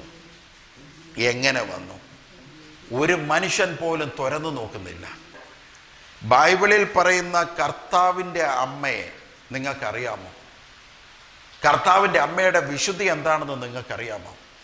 കർത്താവിൻ്റെ അമ്മ ആരാണെന്ന് നിങ്ങൾ പഠിച്ചിട്ടുണ്ടോ? കർത്താവിൻ്റെ അമ്മയെക്കുറിച്ച് പഠിക്കാത്തവരും അവരുടെ വിശുദ്ധിയെക്കുറിച്ച് അറിയാത്തവരുമാണ് ഇതുപോലുള്ള വൃത്തികേടിന് കൂട്ടു നിൽക്കുന്നത്. ഒരുപാട് വയലുണ്ടായിരുന്ന അവന് വിശന്നു, അവന് ദാഹിച്ചു. കുരട്ടിമുത്തേക്ക് പൂവങ്കൊലയുമായി പോയ ഒരാളെ കണ്ടു, ഒരു അടിയാനെ കണ്ടിട്ട് അയാൾ വിളിച്ചിഞ്ഞു വരണമെന്ന് പറഞ്ഞു. ദാഹിച്ചിട്ട് വയ്യാടോ, തൻ്റെ പൂവങ്കൊലയിൽ നിന്ന് ഒരു പഴം ഇഞ്ഞു തരാൻ പറഞ്ഞു. അയാൾ പറഞ്ഞു, യോ എനിക്കിത് കുരട്ടിമുത്തേക്ക് കാഴ്ചവെക്കാനുള്ളതാണ്, പറ്റത്തില്ല, നീ പഴം താ. അയാൾ ഒരു പഴം എടുത്ത് ദാഹം തീർക്കാൻ ഈ പൂവമ്പഴം എടുത്ത് തൽക്കാലത്തേക്ക് കഴിച്ചു കഴിഞ്ഞപ്പോഴത്തേക്ക് ഇയാൾക്ക് വയറുവേദനയായി. പല ഹോസ്പിറ്റലിൽ വൈദ്യന്മാരെ പോയി കണ്ടു, മാറിയില്ല. ഇദ്ദേഹം അവസാനം ജോത്സ്യനെ പോയി കണ്ടു. ജോത്സ്യൻ പെട്ടെന്ന് ഇദ്ദേഹത്തോട് പറഞ്ഞു, നീ കുരട്ടിമുത്തിയുടെ പൂവങ്കൊല എടുത്ത് കഴിച്ചത് കാരണമാണ് നിനക്ക് വയറുവേദന വന്നത്. അയ്യോ, ഇത് മാറാൻ ഞാൻ എന്ത് ചെയ്യണം? നിന്റെ സ്വത്തിൻ്റെ പകുതി ഭാഗം കുരട്ടിമുത്തിക്ക് എഴുതി കൊടുക്കാൻ പറഞ്ഞു. അങ്ങനെ സ്വത്തിൻ്റെ പകുതി ഭാഗം അദ്ദേഹം കുരട്ടിമുത്തിക്ക് എഴുതി കൊടുത്തു. അപ്പോൾ വയറുവേദന മാറി. നമ്മൾ ബൈബിളിൽ കാണുന്ന കർത്താവിൻ്റെ മാതാവ് അമ്മ ഇതാണോ? ഇതല്ലേ ബോംബെയിലൊക്കെയുള്ള ഗുണ്ടാ സംഘങ്ങളും ചെയ്യുന്നത്? അതായത് നീ എന്നെ ഉപദ്രവിച്ചു, ഇനി നീ നിൻ്റെ സ്വത്തിൻ്റെ ഭാഗം നീ പകുതി എനിക്കിങ്ങോട്ട് എഴുതി വെക്ക്. ഗുണ്ടാ സംഘങ്ങൾ ചെയ്യുന്നത് ഇത് തന്നെയല്ലേ? ഇതാണോ കർത്താവിൻ്റെ അമ്മയായ മറിയം? ഒരിക്കൽ ഒരാൾ എൻ്റെ അടുത്ത് പറഞ്ഞു, ഞാൻ ഒരിടത്ത് പ്രസംഗിച്ചപ്പോൾ ഒരാൾ എൻ്റെ അടുത്ത് പറഞ്ഞു, ബ്രദറെ, ഈ കുരട്ടിമുത്തി കർത്താവിൻ്റെ അമ്മയല്ല. ബ്രദർ പറഞ്ഞു ശരിയാ, അത് കർത്താവിൻ്റെ അമ്മയുടെ അമ്മയാണ്, അന്നയാണ്, മാതാവിൻ്റെ അമ്മയായ അന്നയാണ്. ഞാൻ പറഞ്ഞു, പൊന്നെ, അന്നയോ? ദൈവമേ, നിങ്ങളിതെന്തുവാ? വേറൊരാൾ പറഞ്ഞു, അല്ല, കുരട്ടിമുത്തി കൊടുങ്ങല്ലൂർ ക്ഷേത്രത്തിലെ ദേവിയുടെ ചേച്ചിയാണെന്ന് പറഞ്ഞു. ഞാൻ പറഞ്ഞു, അതിന് ഞാൻ യോജിക്കുന്നു, അത് ചിലപ്പോൾ ശരിയാവും. പക്ഷെ മാതാവാണെന്ന് മാത്രം നിങ്ങൾ പറയരുത്. കാരണം മാതാവിൻ്റെ വിശുദ്ധ ജീവിതവും കുരട്ടിമുത്തിയുടെ ചരിത്രവും തമ്മിൽ യോജിക്കുന്നില്ലെന്ന് ഞാൻ പറയാൻ കാരണം കർത്താവ് എന്താ പറഞ്ഞത്? 1 മൈൽ ദൂരം നടക്കാൻ നിർബന്ധിക്കുന്നതിൻ്റെ കൂടെ 2 മൈൽ ദൂരം നടക്കുക. നിൻ്റെ ഒരു വസ്ത്രം എടുക്കാൻ നോക്കിയാൽ നിൻ്റെ മേലങ്കയും കൂടെ അവന് ഊരിക്കൊടുക്കുക. അങ്ങനെ പറഞ്ഞ കർത്താവിൻ്റെ അമ്മയായത്. ഈ അമ്മയ്ക്ക് കൊണ്ടുപോയ ഒരു പഴം ഒരുവൻ ദാഹിച്ചിട്ട്, അവ അഹങ്കാരം കാണിച്ചിട്ടില്ല, ദാഹിച്ചിട്ട് പറിച്ച് തിന്നത്. ഇതൊരു ഐതിഹ്യ കഥ, ആ കാര്യമൊന്നുമില്ല. ആ പറിച്ചു തിന്നപ്പോൾ അവന് വയറുവേദന വരുത്തിയ മാതാവാണെങ്കിൽ ഈ മാതാവ് എങ്ങനെ ക്രിസ്തുവിൻ്റെ അമ്മയാകും? ക്രിസ്തുവിൻ്റെ പ്രിൻസിപ്പിൾ അനുസരിച്ച് ഈ 2 കൊലയും കൂടെ അവന് കൊടുക്കേണ്ടതാണ്. അതാണ് ക്രിസ്തുവിൻ്റെ പ്രിൻസിപ്പിൾ. മറിച്ച് അവന് വയറുവേദന വരുത്തുന്നെങ്കിൽ ഇത് മാതാവല്ല എന്നുള്ളത് ഉറപ്പിച്ച് വാക്കി ഞാൻ പൂരിപ്പിക്കുന്നില്ല, ഇത് മാതാവല്ല. ആമേൻ. ഞാനിത് പറയാൻ കാരണം മാതാവിനെ പരിഹസിക്കുന്ന ഒരുപാട് സംഭവങ്ങൾ ഇന്ന് കേരളത്തിലുണ്ട്. സാരി മാതാവ്, പിന്നെ താലി മാതാവ്, ഇങ്ങനെയൊക്കെ പറഞ്ഞുകൊണ്ട് ഒരുപാട്, ഇതെല്ലാം മാതാവിനെ കളിയാക്കാൻ വേണ്ടി പിശാച് ചെയ്യുന്ന ഒരു സംഭവമാണ്. അതുകൊണ്ട് മാതാവിനെ സ്നേഹിക്കുന്ന ആരെങ്കിലും ഉണ്ടെങ്കിൽ ഇതുപോലുള്ള തോന്നിവാസങ്ങൾക്ക്, ഇതുപോലുള്ള സോഷ്യോളജിക്കൽ ഫെയ്ത്തിൻ്റെ കൂടെ നിങ്ങൾ നിൽക്കരുത്. നിങ്ങൾക്ക് കർത്താവിൻ്റെ അമ്മയെ ഇഷ്ടമാണെങ്കിൽ നിങ്ങൾ ഒറ്റ കാര്യം മാത്രം നിങ്ങൾ ചെയ്താൽ മതി. കർത്താവിൻ്റെ അമ്മയുടെ പേരിൽ നടക്കുന്ന ഈ തോന്നിവാസങ്ങൾക്കെതിരെ നിങ്ങൾ നിൽക്കണം. ക്രിസ്തുവിൻ്റെ സഭ മണവാട്ടി സഭയാണ്. മണവാട്ടി സഭ മറ്റൊരാളുമായി വ്യഭിചരിക്കാൻ പാടില്ല. മറ്റൊരു മതത്തിൻ്റെ ആചാരങ്ങൾ മണവാട്ടി സഭയുടെ അകത്ത് വരാൻ പാടില്ല. മറ്റൊരു ദേവനെ ഓർക്കാൻ നമുക്ക് പാടില്ല. മാവേലിയെ വെച്ചുകൊണ്ട് നമ്മൾ കുർബാന നടത്തുമ്പോൾ മാവേലിയെ നമ്മൾ ഓർക്കുകയാണ് ചെയ്യുന്നത്. മാവേലിയെ ഓർക്കുക ബൈബിൾ വിരുദ്ധമാണ്. സോഷ്യോളജിക്കൽ ഫെയ്ത്തിന് അടിമകൾ ആകാത്തവർ അതിൽ നിന്ന് മാറി നിൽക്കും. സോഷ്യോളജിക്കൽ ഫെയ്ത്തിൻ്റെ അടിമകൾ എന്ത് കിട്ടിയാലും തിന്നും, എന്ത് കിട്ടിയാലും വാരി വലിച്ചിടും. അതാണ്. നിങ്ങൾ സോഷ്യോളജിക്കൽ ഫെയ്ത്തിൻ്റെ അടിമകളല്ലെങ്കിൽ ഓണം ആഘോഷിച്ചുകൊണ്ടുള്ള കുർബാന വന്നാൽ ആ കുർബാന സ്വീകരിക്കരുതെന്നാണ് എൻ്റെ അഭിപ്രായം. ആ കുർബാനയിൽ ദൈവം കാണത്തില്ലെന്ന് ഞാൻ ഉറപ്പ് പറയുന്നു. ആ കുർബാന പൈശാചികവുമാണ്. അത് കാരണം ക്രിസ്തുവിനെ മാത്രം ഓർത്തുകൊണ്ട് അർപ്പിക്കപ്പെടുന്ന കുർബാനയാണ് യഥാർത്ഥത്തിലെ ക്രിസ്തുവിൻ്റെ ബലി. ക്രിസ്തുവിനോടൊപ്പം തന്നെ മറ്റ് ദേവനെയോ മറ്റ് രാക്ഷസന്മാരെയോ ഓർത്തുകൊണ്ട് അർപ്പിക്കപ്പെടുന്ന ബലിയിൽ ക്രിസ്തു ഉണ്ടായിരിക്കത്തില്ല. നമ്മൾ ആദ്യമേ പറഞ്ഞ 1940 പുറത്തിറങ്ങിയ ബാക്ടീരിയ സംഭവത്തെക്കുറിച്ച് നമ്മൾ പറഞ്ഞു. ഈ ബാക്ടീരിയ സംഭവത്തെ ഞാൻ പറഞ്ഞല്ലോ, നമുക്കങ്ങ് മിഴുങ്ങി മനസ്സിലാക്കാമെന്ന് പറഞ്ഞല്ലോ. എന്നാൽ ഡോക്ടർ ജോസഫ് ഡെലക്സ് ഈ ബാക്ടീരിയ സംഭവത്തെ നിരാകരിച്ചു. വികാര സ്മരണകൾ, ഉത്കണ്ഠ തുടങ്ങിയ കാര്യങ്ങളെ കണ്ടുപിടിച്ച ആളാണ് ജോസഫ് ഡെലക്സ്. ഭയം ഒരു ബോധപൂർവമായ ഒരു ഓർമ്മയാണ്, ബോധപൂർവമായി ഒരു മനുഷ്യൻ സൃഷ്ടിക്കുന്നതാണ് ഭയമെന്ന് പറഞ്ഞ പ്രശസ്തമായ വാക്കുകളാണ് ജോസഫ് ഡെലക്സിൻ്റെത്. ഡോക്ടർ ജോസഫ് ഡെലക്സ് പറഞ്ഞു, ബാക്ടീരിയയിൽ നിന്ന് ജീവജാലങ്ങൾ ഉണ്ടായി എന്നുള്ളതിനെ ആരും വിശ്വസിക്കേണ്ട, അത് വളരെ പൊട്ടത്തരവും വിവേകരഹിതവുമായ കാര്യമാണെന്ന് ജോസഫ് ഡെലക്സ് പറഞ്ഞു. Scientist of the research centre of university എന്ന് പറയുന്ന സ്ഥാപനം 3 വർഷം കൊണ്ട് ആയിരക്കണക്കിന് ഭക്തരായ ആൾക്കാരുടെ ശിരസ് അവർ റിസർച്ച് നടത്തി. ഭക്തരായ ആൾക്കാരുടെ ശിരസിൽ വെച്ചുകൊണ്ട് അവർ റിസർച്ച് നടത്തി കഴിഞ്ഞപ്പോൾ അവർക്കൊരു കാര്യം മനസ്സിലായി. ഈ ഭക്തരായ ആൾക്കാരുടെ എല്ലാം തലച്ചോറ് ഭാഗത്ത് നിന്നുകൊണ്ട് രക്തം ഒരു സൈഡിലേക്ക് ഒഴുകുന്നതായിട്ട് കാണാൻ സാധിച്ചു, ഒരു ഭാഗത്തേക്ക് ഒഴുകുന്നതായിട്ട് കാണാൻ സാധിച്ചു. കാരണം അവർ പ്രാർത്ഥിക്കുന്ന സമയത്ത്, അവർ ദൈവത്തെ വിചാരിക്കുന്ന സമയത്തെല്ലാമാണ് ഈ ബ്ലഡ് വളരെ ഒഴുക്ക് നടത്തുന്നത്. ആ ഒഴുക്ക് പോകുന്ന ഭാഗത്തേക്ക് നോക്കിയപ്പോൾ കാണാം അവിടെ ഒരു ഗ്ലാൻഡ് അതിൻ്റെ അകത്തോട്ട് മാറി, ഒരു തലച്ചോറിൻ്റെ അകത്തോട്ട് മാറി ഒരു ഗ്ലാൻഡ് ഉണ്ടാകുന്നതായിട്ട് കണ്ടു. FMRI സ്കാൻ ചെയ്തുകൊണ്ട് അവർ ഈ ഭക്തരായ വ്യക്തിയോട് പറഞ്ഞു, പ്രാർത്ഥിക്കാൻ പറഞ്ഞപ്പോഴത്തേക്ക് പൈനിയൽ വൈദ്യുതി തരംഗങ്ങളെല്ലാം ഈ ഗ്രന്ഥിയിലേക്ക് പോകുന്നതായിട്ട് കാണാൻ സാധിച്ചു. അങ്ങനെ സയൻറ്റിസ്റ്റ് ഓഫ് റിസർച്ച് സെൻറ്റർ അവർ ഒരു തീരുമാനത്തിലെത്തി, ഈ ഭക്തരായ ജനങ്ങൾക്ക് ഒരു ഗ്രന്ഥി പ്രൊഡ്യൂസ് ചെയ്യുന്നുണ്ട്, അവരുടെ ഭക്തി മൂലം ഒരു ഗ്രന്ഥി പ്രൊഡ്യൂസ് ചെയ്യുകയും ആ ഗ്രന്ഥിയിൽ നിന്ന് അവർക്ക് ഹിന്ദു മതത്തിൽ പറയുന്ന പോലെ 3-ാം കണ്ണ് എന്ന് വെച്ചാൽ പുറത്തുള്ള കാര്യങ്ങൾ അവർക്ക് കാണാനായിട്ട് ഇടയാകുന്നത് ഈ മറ്റ് തലച്ചോറിൽ നിന്നല്ല, ഈ ഗ്രന്ഥിയിൽ നിന്നാണെന്ന് കണ്ടുപിടിക്കുകയും ചെയ്തു. അതുകൊണ്ട് ഭക്തരായ ജനങ്ങൾക്ക് മാത്രം ഉണ്ടാകുന്ന ഒരു ഗ്ലാൻഡാണ്. ഭക്തിയില്ലാത്ത ജനങ്ങൾക്ക് ഈ ഗ്ലാൻഡ് ഇല്ല, ഭക്തരായ ജനങ്ങൾക്ക് ഈ ഗ്ലാൻഡ് പ്രൊഡ്യൂസ് ചെയ്യുന്നുണ്ട്. ഇതിൽ നിന്ന് അവർക്ക് വിഷൻസ് കാണുവാനായിട്ട് സാധിക്കുന്നതായിട്ട് scientist of the neurosis research centre കണ്ടെത്തുകയുണ്ടായി. ഇവരുടെ സ്ഥിരം പരീക്ഷണത്തിൻ്റെ ഹേതുവായിട്ട് ഇവർ പറഞ്ഞു, എല്ലാ ആത്മീയ പ്രവർത്തനങ്ങളുടെയും മണ്ഡലം ഇതാണെന്ന് പറഞ്ഞു. എല്ലാ മനുഷ്യനും ഒരു ആത്മീയ പ്രവർത്തനങ്ങളുണ്ടല്ലോ, ആ മനുഷ്യന് ഉണ്ടാകുന്ന ആത്മീയ പ്രവർത്തനങ്ങളുടെ ഈ പ്രധാന ഘടകം ഈ ഗ്രന്ഥിയിൽ നിന്നാണ്, ഈ ഗ്ലാൻഡിൽ നിന്നാണെന്ന് അവർ കണ്ടെത്തുകയുണ്ടായി. എന്നാൽ ക്രിസ്തീയ ജീവിതത്തിൻ്റെ ആത്മീയ പ്രവർത്തന മണ്ഡലം ഈ പൈനിയൽ ഗ്ലാൻഡോ അല്ലെങ്കിൽ ഇങ്ങനെയുള്ള ഗ്രന്ഥിയോ ഒന്നുമല്ല. ദൈവജനം മനസ്സിലാക്കുക, ക്രിസ്തീയ പ്രവർത്തനങ്ങളുടെ എല്ലാ ആത്മീയ മണ്ഡലങ്ങളും ഉള്ളത് ക്രിസ്തു അതിൻ്റെ അകത്ത് കാര്യം പറഞ്ഞു തന്നിട്ടുണ്ട്.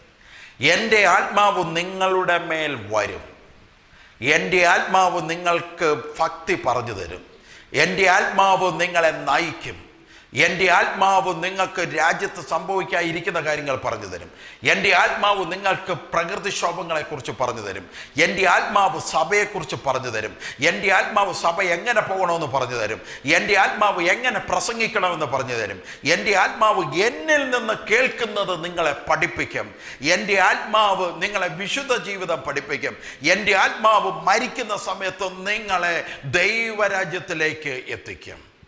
ക്രിസ്തീയ ജീവിതത്തിൻ്റെ ബിബ്ലിക്കൽ ഫെയ്ത്ത് പരിശുദ്ധാത്മാവിൽ കേന്ദ്രിതമാണ്.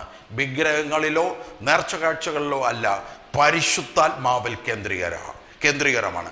പരിശുദ്ധാത്മാവിൽ കേന്ദ്രീകരിക്കുന്ന ഏത് വ്യക്തിയുണ്ടോ ആ വ്യക്തി ബിബ്ലിക്കൽ ഫെയ്ത്തിൻ്റെ ദാസനാണ്. അഭിമാനത്തോടെ പറയാം, ബിബ്ലിക്കൽ ഫെയ്ത്തിൻ്റെ ദാസനാണെന്ന്. ബിബ്ലിക്കൽ ഫെയ്ത്തിൻ്റെ അടിമകൾ ആകുന്നത് എങ്ങനെ, എപ്രകാരം, ഇതിനെ എങ്ങനെ നമുക്ക് തെളിയിക്കാം? എൻ്റെ അടുത്ത ക്ലാസ് അതാണ്.